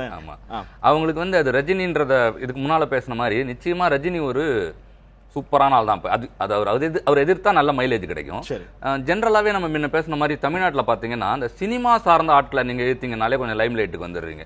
அது ஒரு கவனம் பெறுது. நீங்க சொல்றது எப்படின்னா ரஜினியை எதிர்த்து தான் அன்புமணி ராமதாஸ் லைம் லைட்டுக்கு வரணும்னு சொல்றீங்களா? அப்படி சொல்லல. நீங்க இப்ப கேட்டீங்கல்ல, ஏன் வந்து ரஜினி அவர் எதிர்க்கிறாரு இப்ப அப்படின்னு பாக்குறப்ப திமுகவோ அதிமுகவோ எதிர்க்கிறதுக்கு ஒன்றும் பெரிய விஷயமா இல்ல. இப்ப அவங்க ஏதோ என்ன நடக்குதுன்னே தெரியாம ஒரு மாதிரி அமைதியான சூழ்நிலை நடந்துகிட்டு இருக்கு. இப்போ வந்து ரஜினியை எதிர்க்கிறோம் அப்படின்றப்ப நிச்சயமா அது வந்து ஒரு நியூஸ் ஆகும். அது எல்லாரும் இன்னொன்று அது ஒரு பிடிக்காத விஷயம் தான் எனக்கு. ரஜினியை பத்தி ஒரு செய்தி வருதோ, இல்லை ரஜினி யாராவது எதிர்க்கிறாங்க, இல்லை ரஜினி ஒரு பேட்டி கொடுக்குறாங்கன்னா ஏன் அது லைம் லைட்டுக்கு வருது அப்படின்றது ஒரு குழப்பமான விஷயம். அது ஒரு இரிட்டேட்டிங்கான விஷயம். ஆனால் பாமகவோட கொள்கை பார்த்தீங்கன்னா சினிமா கவர்ச்சியில் நம்ம மக்கள்லாம் மயங்கக்கூடாதுன்னு சொல்கிற அதே நேரத்தில் அவங்களும் அந்த சினிமாவை தான் பயன்படுத்திக்கிட்டு அவங்கள எதிர்த்துக்கிட்டு, உதாரணத்துக்கு குஷ்பு எதிர்க்கிறதா இருக்கலாம், இல்லை இதுக்கு முன்னால் பாபா பட பிரச்சனையில் ரஜினி எதிர்க்கிறதா இருக்கலாம், கமல் படத்தை கூட ஏதோ ஒரு தடவை எதிர்த்தாங்கன்னு நினைக்கிறேன், மறந்துட்டேன், மும்பை எக்ஸ்பிரஸ்ன்னு நினைக்கிறேன். அவங்க தொடர்ந்து இந்த சினிமா கலைஞர்களையோ இல்லை சினிமா சம்பந்தப்பட்ட விஷயங்கள்ல அவங்க ஒரு அரசியல் கட்சி மூக்கணம் வச்சுட்டே இருக்கிறத நான் பார்த்துட்டு வந்திருக்கேன். பாமக வந்து ஒரு அரசியல் கட்சி, திமுக அதிமுகவுக்கு மாதிரி இது ஒரு அரசியல் கட்சி தான், எதுவும் குழப்பம் இல்லை. அப்படி இருக்கிறப்ப அவங்க இந்த மதுவை எதிர்த்து போராடுறது ஒரு நல்ல சமூக நோக்கு தான் அது. அவங்க ஆனால் ரொம்ப முக்கியத்துவம் எடுத்துக்கிட்டு சினிமா விஷயத்தில் மற்ற கட்சிகளெல்லாம் தாண்டி, மற்ற கட்சிகள்லாம் 1% கூட எனக்கு சினிமா விஷயத்தில் தலையிடுற மாதிரி தெரியல. இவங்க ஆனால் தொடர்ந்து ஏன்னோ சினிமா திரையுலகம் சார்ந்து ஏதாவது ஒரு கருத்தை சொல்றது, படத்தை இப்படி தான் எடுக்கணும்லாம் ஏதோ ஸ்டேட்மெண்ட் விட்டாங்க கொஞ்ச நாளுக்கு முன்னால். நீங்கள் இந்த மாதிரிலாம் எடுக்கக்கூடாதுன்னு, சிகரெட் பிடிக்கக்கூடாது சினிமாவில்னு சொல்றது எல்லாமே சமூகத்துல சிகரெட் பிடிக்க கூடாதுன்னு சொல்றதுக்கு நல்ல உரிமை இருக்கு எல்லாருக்கும். சினிமாவில் போய் சிகரெட் பிடிக்க கூடாதுன்னு சொல்றது, அதை ஒரு தீவிர கொள்கையா எடுத்துக்கிட்டு போராடுறதெல்லாம் இல்ல. தெலுங்கு என்ன சொல்றாங்கன்னா, சிகரெட் பிடிக்கிறதுங்கிறது நீங்க ஒரு லட்சக்கணக்கான மக்கள் வழிபடுற ஒரு கதாநாயகன், அவன் என்ன செய்யறானோ அதையெல்லாம் மக்கள் இமிட்டேட் செய்யறாங்க. தமிழ்நாட்டை கெடுதலா வழி நடத்துறதே ரஜினிங்கிறது அவங்களுடைய இல்ல. அதுதான், அது எனக்கு ஒரு சரியான அரசியல் கொள்கையா தெரியல. ஏன் அப்படி தெரியலன்னு நான் சொல்றேன்னா, எம்ஜிஆர் காலத்துல எம்ஜிஆர் வந்து மிக நல்ல கருத்துக்களை தான் சொல்லிட்டு இருந்தார் சினிமாவில். அவ்வளோ ஒரு நல்ல மக்களாலாம் இப்ப தமிழகம் இல்ல. அப்பயும் எல்லாம் சிகரெட் பிடிச்சிட்டு தண்ணி அடிச்சுட்டு பயங்கர இதெல்லாம் பண்ணிட்டு இருந்தாங்க. அப்ப ஒரு சூப்பர் ஸ்டாரோ இல்ல ஒரு ரஜினியோ ஒண்ணு பண்ணா தமிழக மக்கள் அதை பின்பற்றுவாங்கன்னு நம்புறதே ஒரு மூடத்தனம், ஒரு பிற்போக்குத்தனம் நான் நினைப்பேன். ஒரு அரசியல் கட்சி எப்படி இருக்கணும்னா, நம்ம மக்கள்லாம் அறிவார்ந்த மக்கள் தான். அவங்கள ஒரு அரசியல் கட்சியோ ஒரு தலைவரோ சொல்றதுதான் கேட்பாங்கன்ற ஒரு தன்னம்பிக்கை வேணும் ஒரு கட்சிகளுக்கு. ஒரு சாதாரண சினிமா ஹீரோ ஒரு செய்யறதை தான் வந்து நம்ம மக்கள்லாம் பின்பற்றிட்டு போவாங்கன்னு நினைக்கிறதே ஆபத்தான போக்கு. ஒண்ணு வேணா செய்யலாம், சினிமா நடிகர்களை பின்பற்றாதீர்கள்னு ஒரு அறிவுரை சொல்லலாம். சிகரெட்டுக்கு எதிராக தன் கட்சி சார்பா பிரச்சாரங்கள் பண்றதெல்லாம் நான் அனுமதிக்கிறேன். சினிமாவுக்குள்ள என்ன நடக்கணும்னு சொல்லிட்டு அந்த துறைக்குள்ள இதெல்லாம் தான் நடக்கணும், இதெல்லாம் நீங்க செய்யக்கூடாதுன்னு சொல்றதுக்கு எந்த ஒரு அரசியல் கட்சிக்கும் ரைட்ஸ் கிடையாது. அது ஒரு ஜனநாயக நாட்டில் அடுத்தவங்களோட உரிமையில போய் தலையிடுறது தானே. சினிமா துறையை தாண்டி 1008 துறை மக்கள் கூட டைரக்டா இன்வால்வ் ஆகிற துறைகள் தமிழ்நாட்டில் இருக்கு. அதுலலாம் கவனம் செலுத்தலாம். எவ்வளோ ஊழல் நடக்குது, எவ்வளோ பிரச்சனை இருக்கு, மக்கள் அன்றாடம் புழங்கும் துறை. நீங்க ஆனா சினிமா துறையில நீங்க போய் தலையிட்டீங்கன்னா அது உடனடியா டிவில நியூஸ் ஆகுறது, பேப்பர்ல நியூஸ் ஆகுறது. இவங்க சினிமா துறையில தலையிடுறது வந்து அவங்களோட அடிப்படை கொள்கைக்கு எதிரானது. ஓகே, தொடர்ந்து பேசலாம். எனக்கு டாக்டர் செந்தில் 2 கேள்விகள் கேட்கப்பட வேண்டியிருக்கு. செந்தில், தொடர்ச்சியாக இங்க பேசுகிறவர்கள் அத்தனை பேரும் சொல்றது அப்படிங்கிறது, இப்போ ரஜினிகாந்தினுடைய அரசியல் பிரவேசம் குறித்த எல்லா கேள்விகளும் எல்லா அரசியல் கட்சி தலைவர்களிடையும் முன்வைக்கப்படுகிறது. அது ஸ்டாலின்ல இருந்து முதலமைச்சரிடமிருந்து ஓ பன்னீர்செல்வத்திடமிருந்து அத்தனை பேரிடமும் முன்வைக்கப்படுகிறது. அத்தனை பேரும் வந்தால் பார்க்கலாம், வந்தால் வரவேற்கிறோம், அது அவருடைய கருத்துன்னு சொல்லி முடிச்சுட்டு போயிடுறாங்க. ஆனால் அன்புமணி ராமதாஸ் மட்டும் தான் இந்த பிரைம் பார்ட்டிஸ்ல, மெயின் ஸ்ட்ரீம்ல இருக்க பார்ட்டிஸ்ல ரஜினியை தீவிரமாக எதிர்க்கிற ஒரு டோனுக்கு போகிறார்கள். பலம் வாய்ந்த வாக்கு வங்கியை கையில் வைத்திருக்கிற கட்சிகள் ரஜினியை ஒரு பெரிய அளவில் பொருட்டாக எண்ணாத போது, அப்கோர்ஸ் உள்ளுக்குள்ள அவங்க நினைச்சிருக்கலாம், வெளியில அதை பத்தி அவங்க பேசாத போது, அன்புமணி ராமதாஸ் மட்டும் இந்த விஷயங்களை பூதாகரமாக்குறதுக்கான அவசியம் என்னங்கிற கேள்வி வரும்போது, அப்ப உண்மையிலேயே ரஜினியனுடைய அரசியல் வருகை பாமகவினுடைய வாக்கு வங்கியை பாதிக்கும்னு நீங்க தீவிரமா நம்புற மாதிரி இருக்கேன். நான் 2-3 விஷயத்தை ஸ்ட்ரைட்டாவே கிளியர் பண்ணிடுறேன். முதல்ல, ரஜினியை கோழை என்று அழைத்தது நாகரிகமற்ற செயலா? கோழை என்பது தவறான சொல்லான்னா இல்லை. ரஜினியை கோழை என்று அழைத்தது சரி. கோழை என்பது தமிழக அரசியலில் பெரிய தலைவர் தொடர்ந்து பயன்படுத்திய வார்த்தை. ரஜினியை பற்றி, ரஜினியின் செயல் பற்றி சொல்ல அதை விட சிறந்த வார்த்தை இருக்க முடியாது. ரெண்டாவது, தைரியம்ங்கிற வார்த்தை. தைரியம்னா என்ன? அப்படியே முண்டாசு முடிச்சுட்டு மிரட்டுறதான்ற மாதிரிலாம் திரு ஆராத் சொன்னார். தைரியம் அரசியலுக்கு மிக முக்கியம். அந்த தைரியம்ங்கிறது சண்டை பிடிக்கிறதுக்கான தைரியம் கிடையாது. மகாத்மா காந்திக்கு இருந்த தைரியம். தென்னாப்பிரிக்காவில் நிறைவேறி அரசாங்கத்தில் அந்த அரசாங்கம் தன்னை அடித்த போதும் தாங்கிக் கொண்டு நின்றார்கள். அந்த தைரியம். அந்தமானில் தனிமை சிறையில் இருந்த போதும் தன் கொள்கையை விட்டு கொடுக்காத தைரியம். படம் ஓடாம போயிடுமே, கலெக்ஷன் குறைஞ்சிடுமே, இப்ப பண்ணலாமா அப்ப பண்ணலாமா நினைக்கிறது கோழைத்தனம். அவருக்கு தைரியம் கிடையாது. அந்த தைரியத்தை பற்றி தான் நாங்கள் பேசுறோம். மூன்றாவதாக சில விஷயத்தை தெளிவுபடுத்த, நீங்க கூட சொன்னீங்க, ஒரு 4-5 பேர் சொல்லி சுப்பிரமணிய சுவாமி, சீமான், இன்னும் சொல்லவே நாங்கள் விரும்பாத பேர்லாம் சொல்லி டீம் இவங்களாம் அணி சேர்றாங்களான்னு. நாங்கள் அவரோடு அணி சேரவில்லை. பாட்டாளி மக்கள் கட்சி தன்னுடைய கொள்கையில் தெளிவாக இருக்கிறது. இன்னொரு முக்கியமான விஷயம் அவர் சொன்னார், இது மூடத்தனம், சினிமா நடிகனை பார்த்து இவங்க செய்வாங்கிறது மூடத்தனம் சொன்னார். அன்புமணி ராமதாஸ் அவர்கள் புகையிலுக்கு எதிராக இந்தியாவில் ஆற்றிய மிக சீரிய பணிக்காக அமெரிக்காவின் மிக உயரிய விருதான, உலகத்திலே மிக உயரிய விருதான லூதர் டெர்ரி விருது பெற்றவர். நான் அன்புமணியோட பல நாடுகளுக்கு பன்னாட்டு பயணம் போயிருக்கேன். நானும் உலக சுகாதார நிறுவனத்தின் கூட்டங்களுக்கு போனவன். டுபாக்கோ அப்படிங்கிறது ஒரு மிகப்பெரிய தீமை. எல்லா டுபாக்கோ கம்பெனியோட லட்சியம்ங்கிறது டுபாக்கோ பிடிக்கிறது ஆண்மையானது, டுபாக்கோ பிடிக்கிறது ஹெல்த்தியானது என்று காட்டுவது. அது ஒரு ஹீரோயிசம் காட்டுறது. அதனால அவங்க எய்ம் போறாம டுபாக்கோ கம்பெனி எய்ம் என்பது முதல் சிகரெட் கையில் எடுக்க வைக்கணும், அடுத்த சிகரெட் அவனே வாங்கிப்பான்.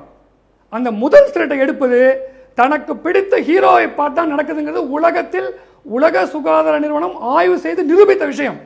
அதற்காக தான் அன்புமணி கடுமையா போராடி ஷாருக் கான, விஜய, ரஜினிகாந்த் சிகரெட் பிடிக்க விட்டாரு.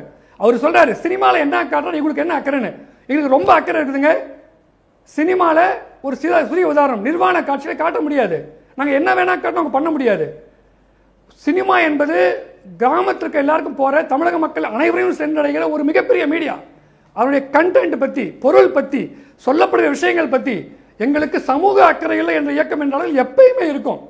ரஜினியை பார்த்து பயம் கிடையாது. டாக்டர் செந்தில் இங்க ஆராத் அவர்கள் நீண்ட தொடர்ந்து நம்பர் 1 இருக்காரு. ஆராத் அவர்கள் முன்வைக்கிற ரொம்ப முக்கியமான ஸ்டேட்மெண்ட், திரைப்படத்துறைங்கிறது ஒரு கலை, ஒரு பொறுப்பான அரசியல் கட்சியாக அந்த கலைத்துறை மக்களை எப்படி பாதிக்குதுங்கிறத உணர்ந்து அதை நீங்க அவங்க கிட்ட கோரிக்கையா வைப்பது என்பது வேறு. ஆனால் ரஜினி உள்ளிட்ட குஷ்பு உள்ளிட்ட சில பேரிடம் பாட்டாளி மக்கள் கட்சியினர் தொடர்ச்சியாக நடந்து வருகிற விஷயங்களினுடைய வரலாற்று தொகுப்பை பாத்தீங்கன்னா உங்களுடைய செயல்பாடு தனிப்பட்ட நபர்களை நோக்கி ரொம்ப இன்னும் சொல்ல பயங்கர அழுத்தமாக இருக்கிறது. அது ஒரு நாங்க இந்த கோரிக்கையை முன்வைக்கிறோம், இப்படி நடிக்காதீங்க அப்படின்னு சொல்றது வேற. ஆனா இப்படி நடிச்சீங்கன்னா நாங்க போஸ்டர் கிழிப்போம், கட் அவுட்டரை உடைப்போம், அல்லது சினிமா டிக்கெட்டுக்கான அந்த இதை தூக்கிட்டு ஓடுவோங்கிற மாதிரியான இந்த விஷயங்களை எல்லாம் எப்படி அனுமதிப்பது அப்படிங்கறதா ஆராத் கேட்க வைக்கிற விஷயம். இல்ல அவரு சொல்றாரு சிகரெட் பிடிச்சதை பார்த்து யாருங்க மாறுவா, அது மூடத்தனம்ங்கிறாரு. தப்பா எடுத்துக்கூடாது. அவர் சொல்ற அந்த சொல் தான் மூடத்தனம். அதாவதுங்க நாங்க அராஜகம் பண்ணுங்கிற வார்த்தையை தவறு. நாங்க இன்னைக்கு ஒரு புத்தகம் வெளியிட்டு இருக்கிறோம், ஊடகமும் தமிழக அரசியலும்னு. இன்னைக்கு தமிழக அரசியல் ஊடகம் என்பது சமூக பொறுப்புணர்வோடு இல்லை. பல விஷயங்களை ஊடகம் கொண்டு போல, நாங்க கொண்டு போக வேண்டியிருக்கு. அது டிராமா பண்ண வேண்டியிருக்கு, பவர்ஃபுல்லா சொல்ல வேண்டியிருக்கு. ரஜினியை கடவுளை விட அதிகமா தங்கத்தால் செய்யப்பட்ட மனிதன் உருவாக்குனாங்க. அழகா சொன்னார் ஐயா, ஊசியால் குத்தப்பட்ட பலூன் என்று. பாபா படம் தான் ரஜினிகாந்துக்கு அவர் ஏறக்குறைய நடிக்க துவங்கி ஹீரோ ஆனது வந்து முதல்ல தோல்வி அடைஞ்ச படம். அந்த தோல்விக்கு காரணம் பாமக என்பது எங்களுக்கு பெருமைதான், வருத்தமே இல்லை எங்களுக்கு. எனக்கு ஒரே ஒரு கேள்வி, உடைந்து ஊசி வச்சு உடைச்சா உடைஞ்சிருங்கிற பலூன் சொல்லி விஜயகாந்தை விமர்சித்து விட்டு என்ன நோக்கத்திற்காக தேமுதிகவோட கூட்டணி வைத்தது பாமக? அப்ப நீங்க கொள்கையில இருந்து தவறலாமா? அது நான் ரொம்ப சிம்பிள்ங்க. கூட்டணி பத்தி பாமக தெளிவாக சொல்றது மறுபடியும் சொல்றேன். பேரறிஞர் அண்ணா சொன்னதுதான், தேர்தல் கூட்டணி கொள்கையின் அடிப்படையில் இல்லை. என் வீட்டுக்குள் ஒரு நான் சொல்றேன், நாளை ரஜினிகாந்த் அரசியலுக்கு வந்தாலும் நீங்க அவரோட கூட்டணி வைக்க மாட்டீங்க, என்ன நிச்சயம்? தடி கிடைக்கிறதோ நாளை ரஜினிகாந்த் அரசியல் கட்சி தொடங்கினால் நீங்கள் அவர்களோடும் கூட்டணி வைக்க மாட்டீர்கள் என்பது என்ன நிச்சயம்? அப்படி நீங்க வச்சீங்கன்னா இப்ப எதற்காக எதிர்க்கணும்? இல்ல இப்ப வந்து பிரசிடென்ட் எலெக்ஷன்ல ஓட்டு போடணும், நேரா போய் ஒரு ஓட்டுல முடிவு பண்றது இல்ல. ஆனால் துணிவோடு தைரியத்தை பத்தி பேசுறது. என்னுடைய கேள்விக்கு நீங்க பதில் சொல்லல. துணிவோடு அன்புமணி சொன்னார், அந்த ஒரு ஓட்டை நான் போட வேண்டும் என்றால் காவிரி மேலாண்மை வாரியத்தை செய்வேன் என்று சொல்லணும்னு சொன்னாரு. அதே மாதிரி நாங்க அவர் கட்சி ஆரம்பிச்சு, அதாவது அத்தைக்கு மீசை முளைத்த பின்னால் நாங்க ஒரு குறைந்தபட்ச வேலை அத்தைக்கு மீசை முளைத்த பிறகுதான் நாம விஜயகாந்தோட கூட்டணி வச்சுக்கிட்டோம். டாக்டர் செந்தில் சார், அத்தைக்கு மீசை முளைச்ச பிறகுதான் நம்ம அத்தையோட கூட்டணி வச்சுக்கிட்டோம். விஜயகாந்த் தானே அந்த அத்தை. நான் தான் சொன்னேன், என் வீட்டில் பாம்பு நுழை. எங்க திமுக வரலாறுங்க, ராஜாஜியை கொல்லுகப்பட்டன்னு சொன்னது திமுக. என்னுடைய கேள்வி, உங்களுக்கு அரசியல் ஆரோக்கியமான விஷயமாக முன்னெடுக்கிறது தான் முக்கியம்னா, நடிகர்கள் பலூன்கள் ஊசியில குத்துறா உடைஞ்சிற பலூன்கள் தான் உண்மைன்னா, விஜயகாந்த் அப்படிதான் நீங்க விமர்சிச்சது உண்மைன்னா, விஜயகாந்தோடு கூட்டணி வைக்கிற போது இதுக்கு முன்பால் வைக்கப்பட்ட எல்லா விமர்சனங்களும் பொய்யாயிடுது. அல்லது கூட்டணி அப்படிங்கிறது கொள்கைக்கானது இல்லைன்னு நீங்க சொன்னீங்கன்னா, ரஜினி அரசியல் கட்சி தொடங்கினாலும் அவரோடும் கூட்டணி வைக்க நேரிடலாம்ங்கிறத ஏன் ஒத்துக்க மாட்டேங்கிறீங்க? நான் தான் சொன்னேன், அத்தைக்கு மீசை முளைச்சு பாத்துக்கலாம். பாரதிய ஜனதா கட்சியோடு நாங்கள் கூட்டணி வைத்திருக்கிறோம். ஆனால் பாரதிய ஜனதா செய்கிற பல விஷயங்களை எதிர்த்து வருகிறோம். அரசியல் கூட்டணி என்பது, தேர்தல் கூட்டணி என்பது தேர்தலுக்கான ஏற்பாடுங்க. எங்கள் கொள்கையும் பாஜக கொள்கையும் ஒன்னா இருந்தா நாங்கள் கட்சியை ஆரம்பிக்க வேணாம், கலைச்சிட்டு பாஜக கூட சேர்ந்துருவோம். எங்கள் கட்சிக்கு என்று கொள்கை உண்டு, அந்த அடிப்படையில் நாங்கள் செயல்படுவோம். தேர்தல் சமயத்தில் தேர்தல் சூழ்நிலைக்காக கூட்டணி வைக்க வேண்டிய அவசியம் எங்கள் மேல தப்பு கிடையாது. இந்திய அரசியல் இருக்கிற தப்பு, இந்திய தேர்தல் முறையில் இருக்கிற தப்பு. விகிதாச்சார பிரதிநிதித்துவம் இருந்து எங்கள் ஓட்டு கேட்ட சட்டமன்ற உறுப்பினர் கிடைத்தால் நாங்க கூட்டணி வைக்க மாட்டோம். அது முதல் சொன்னது நாங்க தான். தமிழகத்துல இந்த 60-70 வருஷத்துல முதல் முறையாக தனியான்றது பாட்டாளி மக்கள் கட்சி சிஸ்டம் கெட்டு போச்சுங்கிற ரஜினியுடைய ஸ்டேட்மெண்டோடு பாட்டாளி மக்கள் கட்சி ஒரு பொருந்தி நிற்கிற ஒற்றை லைன் வந்து இது ஒன்னாக இருக்கும் நினைக்கிறேன். தொடர்ந்து பேசலாம் டாக்டர் செந்தில். இங்க இவர்களுடைய வாதம் என்பது ரொம்ப அவங்க தெளிவா முன்வைக்கிறாங்க. இயல்பான அரசியல் கூட்டணிக்கு நாங்க சில விஷயங்களை செய்ய வேண்டியிருக்கும், கொள்கை ரீதியா எதிர்க்கிறது. எனக்கு தெரிஞ்ச தமிழ்நாட்டில் திமுகவும் அதிமுகவும் பெரிய அளவில் சினிமா பின்புலத்திலிருந்து வந்த என்னவோ அது குறித்து பேச மாட்டேங்கிறாங்க. ஒரு ஏதேனும் ஒரு வகையில சமத்த ஒரு பிளாட்ஃபார்ம்ல சமமா உருவாக்குறதுக்காவது பாமகவினுடைய இந்த சினிமா எதிர்ப்பு அங்கிருந்து தலைவர்களை தேடாதீங்கிறதுல உங்களுக்கு என்ன பிரச்சனை? அதுல ஒரு பெரிய அடிப்படையான ஒரு இதுவே இல்ல. அவங்க அது வந்து ஒரு என்ன சொல்றது, அவங்களுடைய அந்த அடிப்படை வந்து கட்டமைப்பு இல்ல. அவங்க என்ன சொல்றாங்கன்னா, நாங்க தமிழ்நாட்டுக்கான எல்லா நல்லதையும் சொல்றோமே, நீர் மேலாண்மையில இருந்து, நிலவளத்திலிருந்து, விவசாயத்திலிருந்து, கல்வி மேம்பாடு, பொது சுகாதாரம், கிராமப்புற வளர்ச்சி, பெண் கல்வின்னு நாங்க ஒவ்வொன்றுக்கும் தனித்தனியா திட்டங்களை போட்டு வச்சிருக்கோம். எங்களுக்கு வாய்ப்பை கொடுக்க பார்க்காமல் திரைப்படத்துல நடிக்கிறாரு, 67 வயசு வரைக்கும் 70 வயசு வரைக்கும் அவர் சிறைபால நடிச்சிருக்காரு, கோடிக்கணக்கில் பணம் வாங்குறாரு. இந்த காரணத்துக்காக நீங்க அவருக்கு ஓட்டு போட போறீங்களாங்கிற குறைந்தபட்ச ஆதாயம் தானே அது. அதையே நீங்க ஏற்க மறுக்கிறீங்க. இல்ல, நீங்க அவங்க ஒரு திட்டம்லாம் வச்சிருக்காங்க, அவங்களுடைய அணுகுமுறை அந்த எக்ஸிகியூஷன் எப்படி இருக்கு பாருங்க. இன்னைக்கு பாமக எந்த அரசியல் கட்சியா தொடர்பு இருக்குதா? இல்ல. ரெண்டாவது, இவர் தான் முதலா 108 கொண்டு வந்தாரு. அதை அமல்படுத்தியதுன்னா ஆந்திரால தான், தமிழ்நாட்டுல இல்ல. ஸோ இவர் என்ன பண்ணிருக்கணும், இவர் சொல்ற இவர்கிட்ட ஒரு நல்ல ஐடியாஸ் வருது, பட் இவர் எப்படி எக்ஸிக்யூட் பண்றாரு சொன்னதோட சொல்லி, அதுக்கப்புறம் இவர் போய் ஒவ்வொரு மாநிலத்தையும் இவர் தான் பேசி பண்ணியிருந்துருக்கணும். அதெல்லாம் பண்ணல. இதுக்கப்புறம் அவங்க அதுக்கான எந்த முயற்சியும் இல்லை. ஆனால் இப்போ என்ன சொல்றாரு, 108 நான் தான் கொண்டு வந்தேன் அப்படிங்கிறாரு. கொண்டு வர யார் வேணாலும் அந்த ஐடியாஸ் கொடுக்கலாம், பட் அதை எக்ஸிக்யூட் பண்ணி கரெக்டாக கவர் பண்ணி அந்த இம்ப்ளிமெண்டேஷன்ல தான் இருக்குது. இவருடைய திட்டங்கள் நல்லா தான் இருக்கு, இல்லைன்னு சொல்ல ஒரு இதெல்லாம் பண்றாரு. ஆனால் இவங்களுக்கு இவங்களுக்கான அந்த அதாவது இவங்களுடைய அடிப்படை கட்டமைப்புங்கிறது சரிஞ்சிட்டு சுத்தமா. வடமாநில ஏன் சரிஞ்சுதுன்னா அது அவரு இது வெகுஜன மக்களுக்கு தேவையான அந்த விஷயத்தில் இல்லை, அவங்க ஒரு குறுகிய ஒரு சமுதாயத்துக்கான நலனுக்காக இருக்குது அந்த கட்சி. அதனாலதான் இந்த பிரச்சனையே. குறிப்பாக வடமாநில தலித்துகளோட அவங்க ரொம்ப ரொம்ப விலகி போயிட்டாங்க. அதை முதல்ல அவங்களால சரிப்படுத்த முடியல. இதை விட்டுட்டு இவங்க தென் தமிழ்நாடு வேற போய் பண்றாங்க. ஸோ அப்படிங்கும்போது நீங்க அதை முதல்ல அவங்க சரிப்படுத்தினா மட்டும்தான். இப்போ நீங்க அவங்களுடைய வாக்கு சதவீதம் பார்த்தீங்கன்னா 91. ஆச்சரியமா இருக்கிறதா, வைகோ அவர்கள் சீம கருவேல மரங்களை அகற்றுகிற போது வராத பிரச்சனை, சீமான் அவர்கள் ஒரு பிரச்சனைக்கு போகும்போது வராத பிரச்சனை, ஸ்டாலின் குளங்களை தூர்வாருகிற போது வராத பிரச்சனை, அன்புமணி ராமதாஸ் ஸ்ரீவைகுண்டத்துக்கு போனா என்ன பிரச்சனை? இல்ல, பிரச்சனை எதுவும் இல்ல. வைகோ தமிழ்நாடு முழுக்க ஒரே தான் பண்ணிட்டு இருக்காரு எல்லாத்தையும். இவங்க இப்ப ஏன் புதுசா அங்க போய் பண்றாங்க? சோ அதுல என்ன இருக்கு? அவங்களுக்கு அரசியல் ஆதாயம் இல்லாம பண்ண முடியாதுல்ல. சரி, எதனால பண்றாங்க அப்படிங்கறதுல நீங்க அதோட பின்புலத்தோட நீங்க பார்க்க வேண்டியிருக்கு. திடீர்னு ஒரு அரசியல் கட்சி தலைவர் அரசியல் ஆதாயத்தை தானே அதை பண்ணி ஆகணும். அது வட தமிழ்நாட்டுல பண்ணலாமே, ஏன் பண்ணலாம்? அதாவது என்ன நம்ம புரிஞ்சுக்கிறது என்னன்னா, ஸோ இவங்களுக்கு அந்த இதை பேஸை எக்ஸ்பாண்ட் பண்றதுக்கான தேவை இப்போ இல்லை. இப்போ நீங்க சொன்ன மாதிரி அன்புமணி ராமதாஸ்க்கு ஒரு திங்க் டேங்க் இருக்காங்க. நில நிதிநிலை அறிக்கையுள்ள விவசாயத்துக்கான பட்ஜெட்டும் அவங்க தான் தயாரிச்சு கொடுக்குறாங்கன்னா, ரஜினி எதிர்ப்பு அல்லது திரைக்கலைஞர்களை எதிர்க்கிறதுங்கிற எதிர்ப்பையும் அதே திங்க் டேங்க்ஸ் தானே கொடுத்துருக்கணும். அப்ப அவங்க திங்க் டேங்க்ஸ்ங்கிறத நீங்க இல்லைங்கிறது மறுக்கிற மாதிரி. அந்த திங்க் இருக்கு, ஆனா அது எந்த அளவுல இருக்காங்க, எல்லா விஷயத்திலயும் அவங்களோட அதை அவங்கள கன்சல்ட் பண்றாங்கிறது தெரியல. நான் சொல்றது என்ன அடிப்படைனா, இவருக்கு ஒரு பாமகவோட கட்சியை எக்ஸ்பாண்ட் பண்றதுக்கான தேவை இருக்கு. அதனாலதான் இவர் பல இடங்களை பண்றாரு. அந்த அணுகுமுறை நல்ல விஷயம் தான், அது ஆரோக்கியமான விஷயம் தான். அது இன்னும் அவர் மத்த கட்சிகளோட அவர் ஒத்த கத்துகளோட சேர்ந்து என்னைக்கு சீமான வரல சீமான அன்புமணி என்னைக்காவது சேர்ந்து பேசிருக்காங்களா? இது பண்றாங்களா? இவங்க சொல்றது அவங்க சொல்றதுக்கு ரெண்டும் அடிப்படையான விஷயம் ஒண்ணுதான். அவங்க பேசிருக்காங்களா? யாரு கூடயும் ஒரு கை கோர்க்கிறதுக்கு பாமக தயாராக இல்லை. அதுதான் திலகம் இங்க கேட்க வேண்டிய மிக முக்கியமான ஒரு கேள்வி. அன்புமணி தன்னை ஒரு ஆளுமையாக உருமாற்றுகிற தளத்தில் நின்று 2016 சட்டமன்ற தேர்தலில் பல விஷயங்களை செஞ்சார். ஆனால் அதற்கு பிறகான தொடர்ச்சி அப்படிங்கிறது மீண்டும் பாமகவினுடைய பழைய கோஷமான திரைக்கலைஞர்களுக்கான எதிர்ப்புங்கிறதுல முடிகிறதுங்கிறது என்ன வகையிலான சரியான ஒன்று? எல்லோருக்கும் அரசியல்ல பங்கேற்பதற்கான தார்மீக உரிமை இருக்கிறது என்றால் அது ஏன் நடிகர்களுக்கு மட்டும் இல்லாமல் போக வேண்டும்? முதல்ல இந்த கேள்வியே அடித்தளமே தவறுன்னு நான் நினைக்கிறேன். எல்லா கேள்விகளும் அடித்தளமே தவறா இருந்தா எல்லா உரிமைகளும் இருக்கிறது என்பதை பாட்டாளி மக்கள் கட்சி ஒத்துக்கொள்கின்றது. பொறுங்க, இல்ல இல்ல இல்ல இல்ல நான் சொல்லி முடிக்கிறேன். நீங்க கேட்டுக்கிறீங்கல்ல, பதில் சொல்லணும் இல்ல. பாட்டாளி மக்கள் கட்சி இன்றைக்கு அரசியல் சூழல்ல அத்தனை சீர்கேடுகளையும் எதிர்த்து தன்னை முன் வச்சிட்டு இருக்கு. அதிகார பலம் கிடையாது, பணபலம் கிடையாது. அது ஒரு குறுகிய நீங்கள் பல பேர் வாக்கு வங்கிகளுக்கு எதிராக வாக்கு வங்கிகளை நோக்கி செயல்படுறது மட்டும்தான் அரசியலாக வச்சுக்கிட்டு இருக்கிற இந்த காலகட்டத்தில் ஒரே ஒரு விஷயம், மது எதிர்ப்பை நீங்கள் கையில் எடுத்தால் வாக்கு வங்கிகள் சரிஞ்சு போயிடும்னு ராமதாஸ் ஐயாட்ட திரும்பி திரும்பி பல பேர் சொன்ன போதும், இல்லை மது எதிர்ப்பை நான் கண்டிப்பாக கையில் வச்சுட்டே இருப்பேன், அதை விடவே மாட்டேன்னு அதை போராடி இப்போ அது நினைச்சிருந்தா சும்மாவே இருந்திருக்கலாம். வழக்கு போடலாம் வேண்டியதில்லை. வழக்கு போட்டு இன்றைக்கு அதுக்கு மூடக்கூடிய ஒரு அளவுக்கு கொண்டு வந்திருக்கிறாங்க. சிபிஎஸ்இ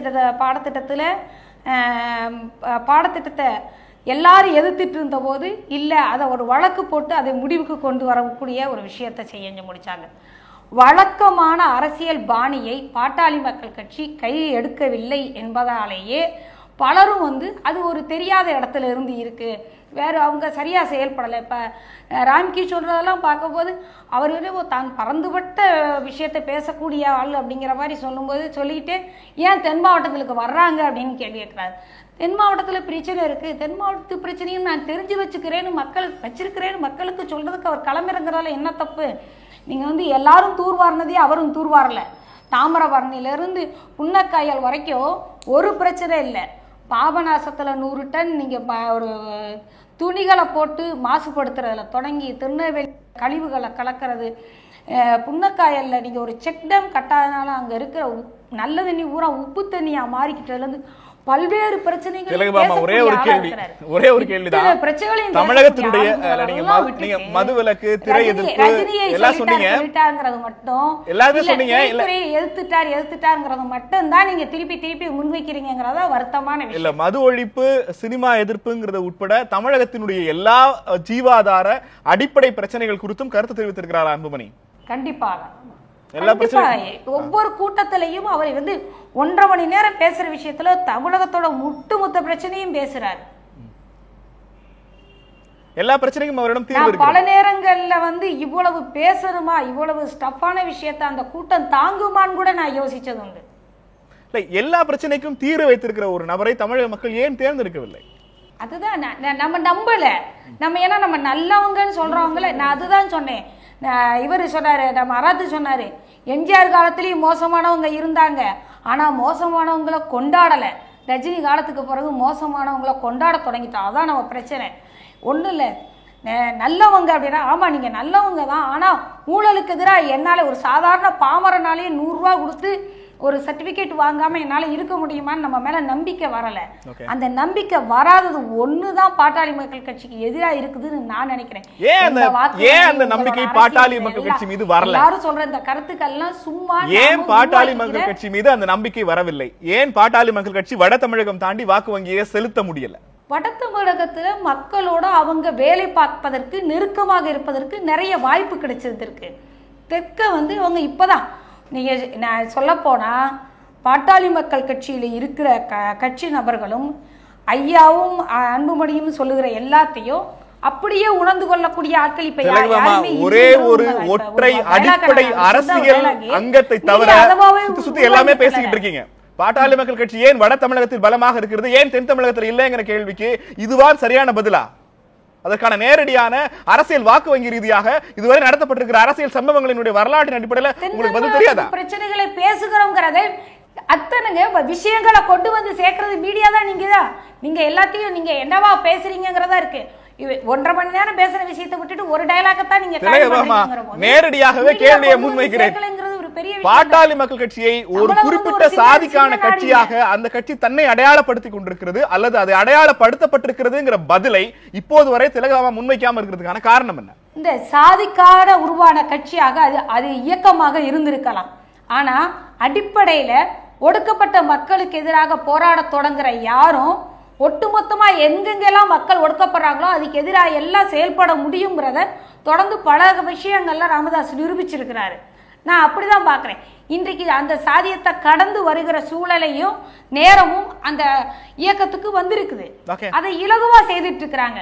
ஒவ்வொரு நிர்வாகிகள் பொறுப்பு எல்லாம் போடுற இடத்துலையும் எல்லா சாதிய அமைப்புகளும் இன்னைக்கு உள்ள வந்து சேர்ந்துட்டு இருக்கிறாங்க. தொடர்ந்து பேசலாம். இந்த பொலிட்டிக்கல் கால்குலேஷன் எந்த அளவுக்கு அடுத்த கட்டத்துக்கு நகர்றதுக்கான வாய்ப்பு இருக்குது? தொடர்ந்து இதை விமர்சிப்பாரா அன்புமணி ராமதாஸ்? தொடர்ந்து மற்றவங்க விமர்சிக்க பொறுத்தா இருக்குது. மற்ற கட்சிகளும் தொடர்ந்து விமர்சிச்சா அவரும் இந்த களத்துக்குள்ள ரஜினி. இப்ப ஒரு பாமக ஆல்ரெடி விஜயகாந்த் மாதிரியான ஒரு எஸ்டாப்ளிஷ்டு ஆக்டர் அண்ட் லீடரை ஃபேஸ் பண்ணிருக்காங்க. அதனுடைய வெற்றி சாதக பாதங்கள், வெற்றி தோல்விகள் அவங்க ஒரு கால்குலேஷன் வச்சிருப்பாங்க. இப்ப ரஜினி அடுத்துக்கு வரப்போகிறார் அப்படிங்கிற போது அவங்களுடைய பிரிகாஷன்ஸ் என்னவா இருக்கும்? ரஜினி விஜயகாந்த் அவங்களை எதிர்கொண்ட விஷயம் வேற, ரஜினிங்கிறது வேற. விஜயகாந்த் களத்துக்குள்ள வரும்போது எதிர்கொண்டாங்க. சரி, ரஜினி இன்னும் களத்துக்குள்ள வரவே இல்லை. ஆனா ரஜினியை பொறுத்தளவுல பல விஷயங்களையும் அவர் அலசி ஆராய்ஞ்சிட்டு தான் இருக்கிறாரு. சரி, வன்னியர் சமுதாயம் தமிழ்நாட்டில் மிகப்பெரிய சமுதாயம். அந்த சமுதாயம் கேரளாவில் ஈழவர்கள் மாதிரியோ, கர்நாடகா லிங்காயட்ஸ் மாதிரியோ, மராத்தா மாதிரியோ, கோலி சத்ரியாஸ் மாதிரியோ, குஜராத்ல மாதிரி ஏன் அரசியல் அதிகாரம் பெற முடியல, என்ன காரணங்கிறத ரஜினிகாந்த் யோசிக்கிறாரு. அது யோசிக்கிறாரு, அதை பற்றிய திங்கிங் அவருக்கு இருக்குது. மிகப்பெரிய ஒரு தமிழ் சமுதாயம் உரிய அரசியல் அதிகாரம் பெறலங்கிற ஒரு திங்கிங் அவருக்கு இருக்குது. நீங்க சொல்ற அந்த லைனை நான் இப்படி புரிஞ்சுக்கிறேன். பாமகவினுடைய சோசியல் மெக்கானிசம் எங்க தவற விட்டதோ அது ரஜினி செய்வாரு நீங்க நினைக்கிறீங்க? இருக்குது.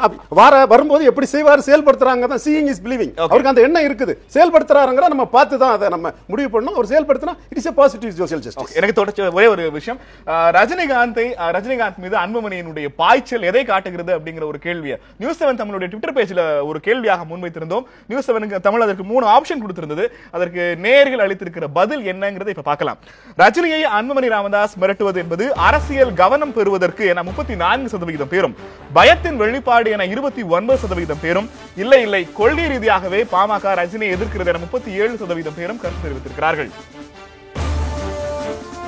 ரஜினியை அன்புமணி மிரட்டுவது என்பது அரசியல் கவனம் பெற என 34% பேரும், பயத்தின் வெளிப்பாடு என 29% பேரும், இல்லை பாமக கொள்கை ரீதியாகவே ரஜினியை எதிர்ப்பதாக 37% பேரும் தெரிவித்திருக்கிறார்கள். பாமக பெரும்பாலும் கொள்கை ரீதியாக இதை அணுகுவதாக, இதற்கு முந்தைய பாமகவினுடைய வரலாற்று தகவல்கள் அடிப்படையில் இந்த பதிலை இந்த நியூஸ் 7 தமிழ் நேயர்கள் அளித்திருக்கிறார்கள்.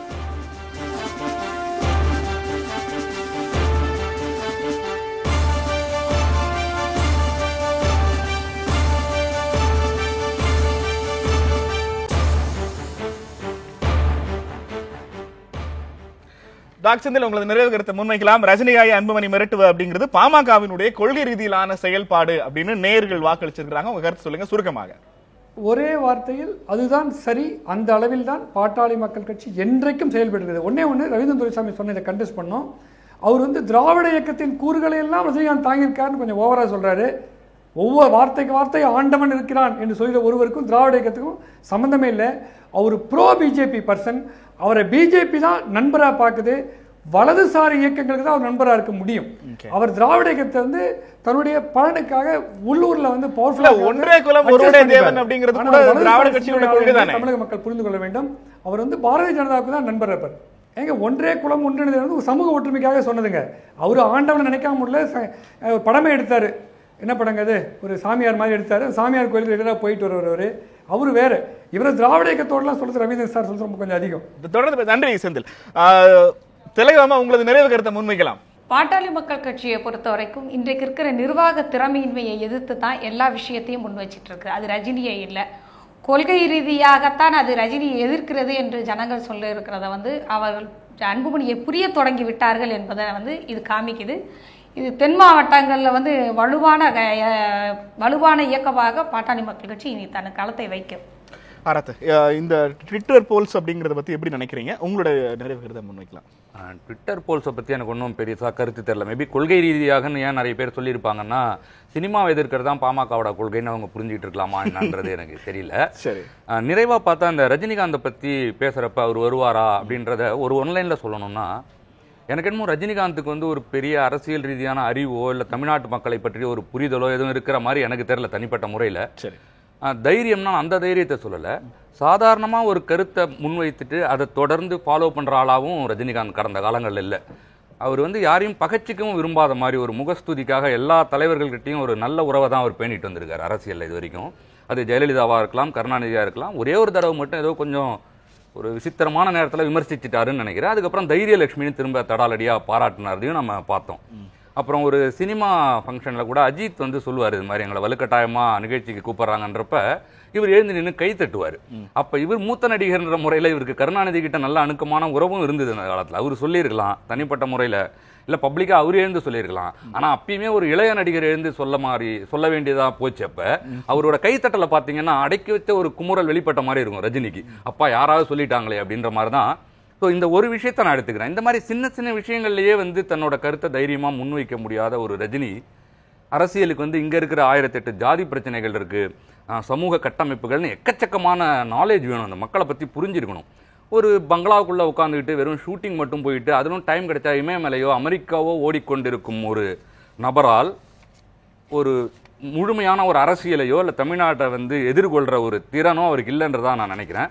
கடைசியாக சிஸ்டம் சரியில்லைன்னு ஒன்று சொன்னார். அவருக்கு சிஸ்டம்னா என்னன்னு எனக்கு தெரியுமா, இல்லை விசாரணை படத்தை பார்த்து அதுதான் சிஸ்டம்னு அவர் நினச்சிட்டாரான்னு தெரியல. 2 அதுலேயும் சொல்கிறாரு, ஸ்டாலின் போன்ற தலைவர்கள் நல்ல தலைவர்கள் இருக்காங்க, சீமான் போன்ற நல்ல தலைவர்கள் இருக்காங்கன்னு சொல்லியிருக்காரு. அப்போ சிஸ்டம் சரியில்லைன்னா ஸ்டாலின் கிட்ட இது வரைக்கும் நம்ம ஆட்சியை கொடுத்து பார்க்கல, சீமான் கிட்ட ஆட்சியை கொடுத்து பார்க்கல. ரஜினியே சொல்கிறாரு அவங்கெல்லாம் நல்ல திறமையான தலைவர்கள்னு. ஸோ சிஸ்டத்தை அவங்க மாத்தட்டும் ஃபர்ஸ்ட். இப்ப தலைவர்கள் சரியில்லாம இவரு வரணும், இவரே அக்னாலேஜ் பண்றாருல அவங்க எல்லாம் திறமையான. நன்றி யாராவது இந்த தலைப்பு வேற தலைப்பு கொண்டு போயிருக்கீங்க போல. ராம்கி உங்களுக்கு நிறைய கருத்தை முன்வைக்கலாம். இல்ல நான் சொன்ன மாதிரி பாமகவுக்கு இப்போ ஒரு ஆதரவு, புதிதான ஆதரவு தளம் தேவை. அதுக்கான இந்த ஒரு ஷாக் வேல்யூ தான் இந்த மாதிரியான ஸ்டேட்மெண்ட். 1991ல 194 இடத்துல வந்து அவங்க ஜெயிச்சு 5.89% ஓட்டு தான் வாங்கியிருந்தாங்க. 1991 கண்டெஸ்ட் பண்ணி. ஆமா, கண்டெஸ்ட் பண்ணி. இப்போ அதே மாதிரி கிட்டத்தட்ட நான் 2016ல வந்து 5.36% வாங்கியிருக்காங்க. ஸோ என்ன ஆகுதுன்னா ஆரம்பிச்ச இடத்துலேருந்தே திரும்பி வந்து நிற்கிறாங்க. இப்போ ஒரு சவளப்பிள்ளையா ஆயிடுச்சு பாமக. ஸோ இப்போ உங்களுக்கு வந்து எக்ஸ்பேண்ட் பண்ணுறதுக்கு அவங்களுக்கு ஏதாவது ஒரு கீ வேணும். இது ஒரு விஷயமா இந்த மாதிரி இதை பயன்படுத்திக்கிறாங்க. ஜெயலலிதா கம்பல்ஷன்ல தான் பொலிட்டிக்ஸ் வந்தாங்க, விருப்பப்பட்டு வரல, நிர்பந்தத்தில் வந்தாங்க. எம்ஜிஆர் செத்தது நிர்பந்தங்கள் நீங்கியதுன்னு சொன்னாங்க. அந்த ஜெயலலிதா தான் தைரிய லட்சியமாட்டு, மிகப்பெரிய போல்டாட்டு, வீராங்கனை ஆட்டு தமிழகத்தில் நிரூபிச்சாங்க. அடுத்தால சகோதரர் டாக்டர் செந்தில் சொல்றாரு, நான் வந்து எல்லா இதுலயும் உள்ள பாசிட்டிவ் எடுக்குன்னு சொன்னானே தவிர திராவிட இயக்கத்துல பாசிட்டிவ் இல்லைன்னு சொல்ல முடியாது. நிறைய பாசிட்டிவ் இருக்கு, எல்லாத்துல உள்ள பாசிட்டிவ் அவர் பாக்குறாருன்னு தான் சொன்னேன் தவிர. ரஜினி வந்து இந்த அரசியலுக்கு வர்றதுன்றது ஒரே வரியில என்ன பொறுத்த வரைக்கும் மிகப்பெரிய கோமாளித்தனமா நான் பார்த்துட்டு இருக்கேன். சரி, அதை வந்து ஒரு பொறுப்புள்ள கட்சியா பாமக வந்து அந்த கோமாளித்தனத்தை சீரியஸா எதிர்க்கிறது எனக்கு அதை விட கோமாளித்தனமா இருக்கு. நிகழ்ச்சியில் நம்மோடு பங்கெடுத்த 5 பேருக்கும் கேள்வி நேரம் தனது மனமார்ந்த நன்றியை தெரிவித்துக் கொள்கிறது. இன்னொரு சந்திக்கலாம். நன்றி, வணக்கம்.